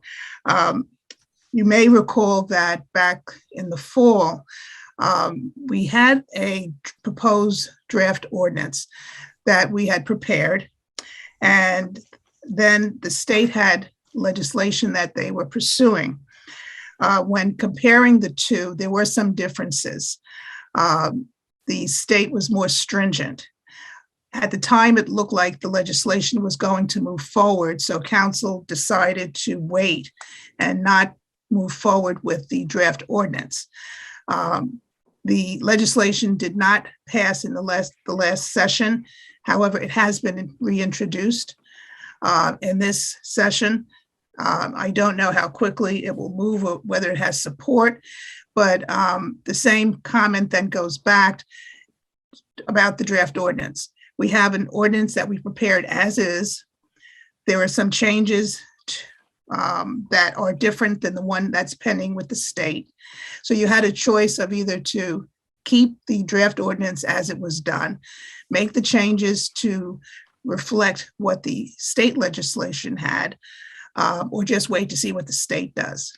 So again, I bring those options back and I can recirculate, the bills or the proposed ordinances, or if you want them to go to one of your committees. But it's time again to probably look at 5G and see which direction you want to move in. That's it. Okay, thank you. I think there was going to be commentary regarding moving forward if anyone had been informed that they could not serve on a committee, if that extends to subcommittees as well. I'm not sure if you. Yes, I had one of you were going to. Yeah, I had prepared an opinion on that previously, and I think my office prior to me being here had done so also. And looking at the statute again, does not change the opinion. It doesn't matter whether it's a committee or subcommittee. The opinion stands that a person would be prohibited from serving on a board or commission if there's been a prior conviction of some sort. Thank you. Mr. Taylor? Thank you, Mayor. As Mr. Delaney indicated, we've been working on the flood damage prevention ordinance. Been coordinating the process with the county and the DEP on that. So I think we're ahead of the game on that because we've already started the revisions, but to give us 6 months to get that done. So we'll be definitely ahead of that schedule. We also met with County Engineer Joe Auditor just before the holidays. We went over a number of issues, including the 25-mile-an-hour request for all the county roadways. The county is working on a study of each of the roadways, and once that's complete, they'll send it over to us to take a look at. So they are currently working on that study. Also, as far as the Transportation Alternatives Project, that's currently with the DOT. We're going to be coordinating with the DOT to get the public information sessions set up. Once we have the dialogue with them, we'll discuss with council how we want to handle that, whether it's going to be in person or virtual. But I expect that to be happening within the next month or two. And that's everything that I have for now. Thank you. Thank you. Next, can have a motion to open to the public for a max of 5 minutes per person. Motion. Second. All in favor? Aye. Aye. Aye. Aye. Okay, first. Aye. Thank you. First, we'll do show of hands. Mr. Welling? Can you hear me? Yes. Yes. Yes, okay, thank you very much. Good evening, everybody. Jay, I have a question in regard to the dumpster closures. Whereabouts are we?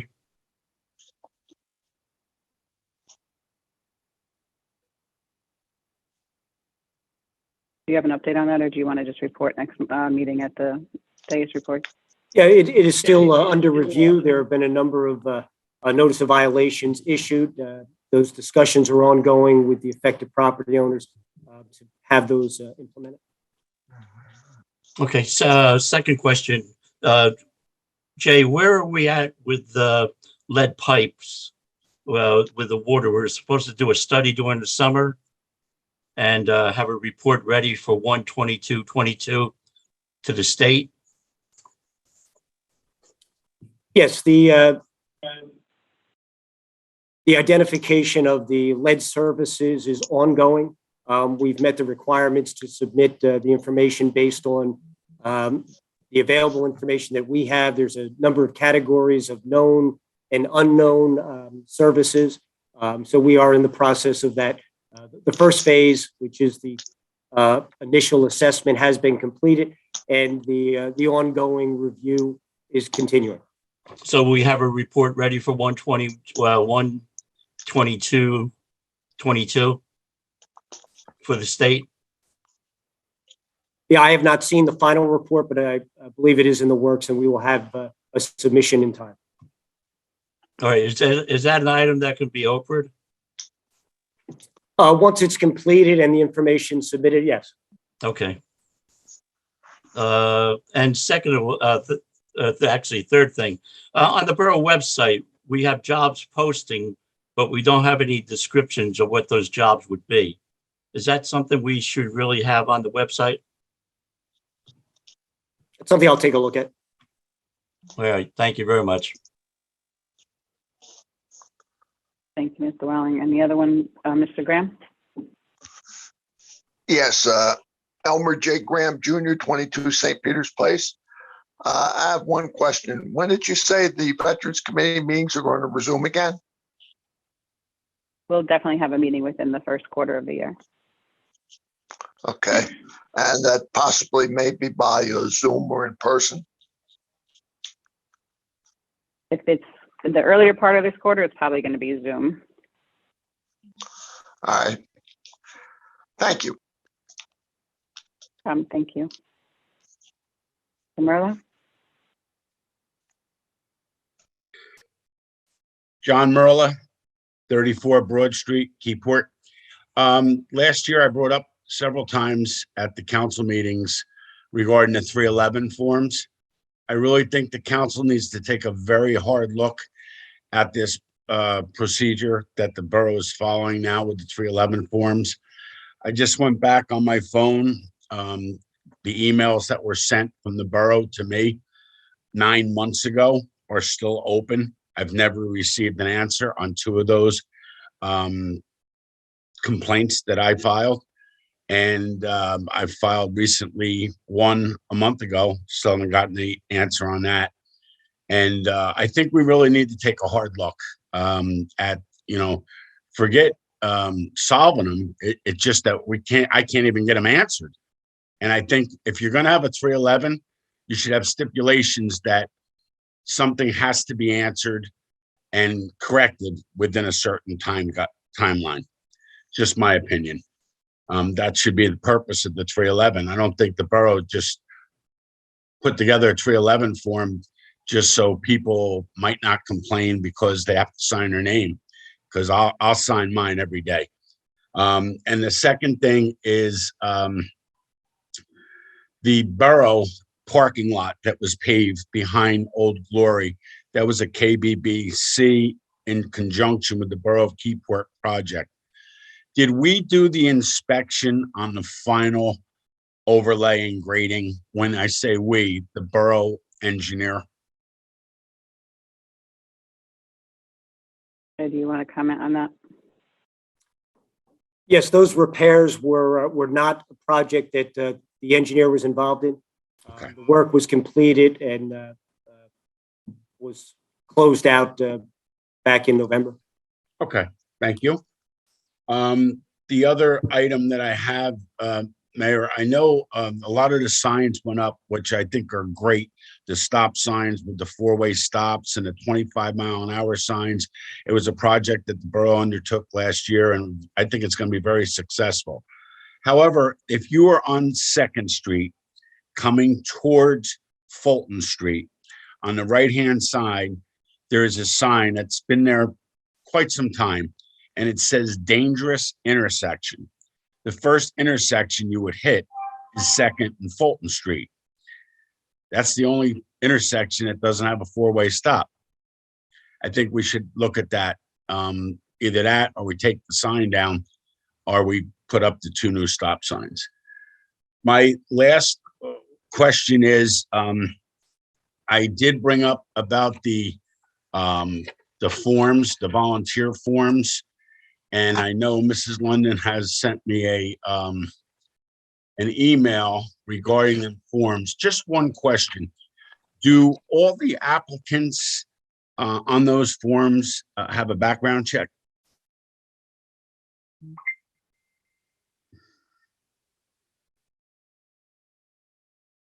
They do not. Excuse me? They do not. And on January 1st, the borough passed a resolution 2022-3. That's the appointment of the borough attorney. And the ordinance, the resolution was for $84,000, $7,000 per month, and $30,000 for additional services spelled out in the resolution. Couple questions. Ordinance 3289, which borough ordinance, says that the borough attorney shall not receive a fixed salary, but he, which needs to be corrected, it should be he or she, the ordinance may need to be modified, should be paid a retainer as agreed upon and authorized by council, and charges shall be deemed responsible. Two questions. First question is, the resolution that was passed does not contain the word retainer. And the other thing is the $30,000 for additional services is not spelled out in the resolution of what that's going to be used for, unless it was spelled out in the RFP. And I just didn't see that. Can anyone just report on that? Or you know, it, to me, if you read the resolution, it doesn't say retainer, but the ordinance does say retainer. It's just something I'd like to go on record that I think should be addressed and corrected. And if you look at the ordinance of 3289, which says the borough attorney ordinance, I think that needs to be looked at very closely, because it only refers to he 6 times in the ordinance, never mentions the word she. And as we all know, Mrs. London is a female. And I think that should be correct. Thank you for your time. Thank you. Anyone else by show of hands?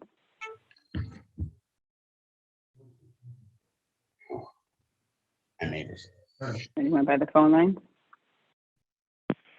Michael Lane, Hey, Mr. Lee. Mayor, members of council. On the new business thing that was introduced for cottage food business, I don't think our land use regulation would allow customers to come to that site. So the cottage food business could not sell out of a residential lot site based on our present land use requirements. I listened real carefully on the flood damage prevention ordinance, but Jay, your communications was cut off and on. What's your projection on when we're going to see a copy for the public to review? As I indicated, I expect that that'll be a discussion item at our next meeting, and that'll include a draft. So the discussion will be scheduling. I'm sorry, I didn't understand your comment. What will be the discussion to identify when we will have a public copy? I indicated that it would be a discussion item at the next Borough Council meeting. And I just indicated that there will be a draft included as part of that discussion.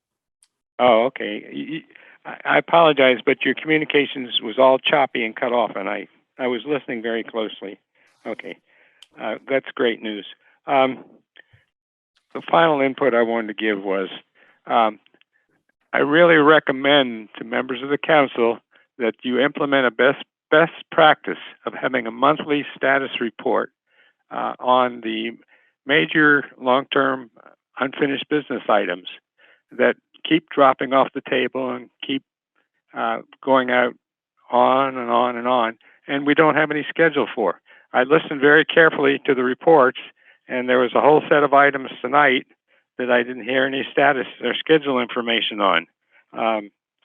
Example is the, hang on, I gotta put you on speaker.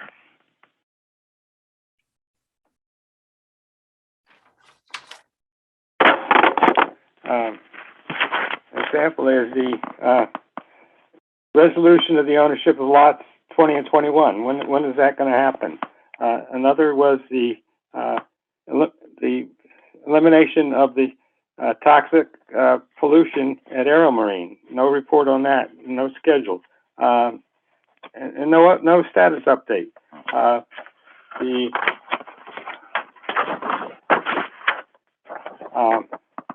timeline for reintroduction. No, you gave me that one. Eliminating the Division Street basin flooding, and also plans for dealing with the flooding on East Front. I'm saying East Third and West East Third and West and East Fifth. And these are all major projects, and they're not showing up anywhere. That's why you need a monthly status report, and it's a best practice. Mr. Gallo was very rigorous in doing it, and the yacht club does it for all their activities, so things don't drop off the table. And it's not a problem to say no input, no progress, but at least it shows up on the list, and you can ask questions about it. And I think it's got to be a real challenge for new members of the council to step into their role of really ensuring that we execute the things that are needed in the borough. And I really ask the new members of the council to press for let's get a monthly status report. And you can shut Mike up that way. Thank you. Anyone else by the phone line? Anyone else by show of hands?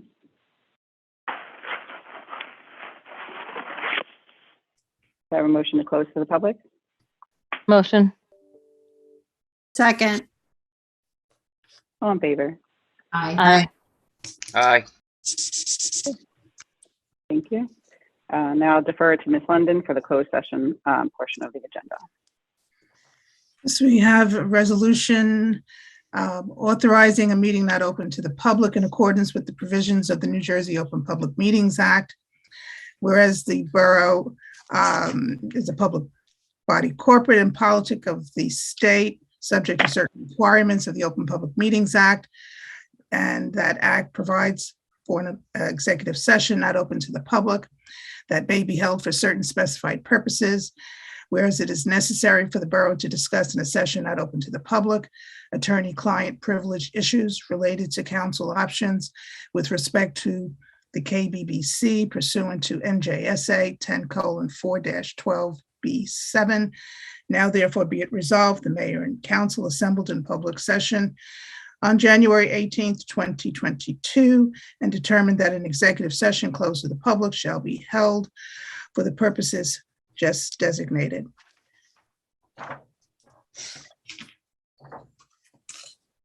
Need a Motion to go into closed session. Motion. Second. All in favor? Aye. Aye. Aye. Michelle. So do you know how to do we're going to do a breakout room or?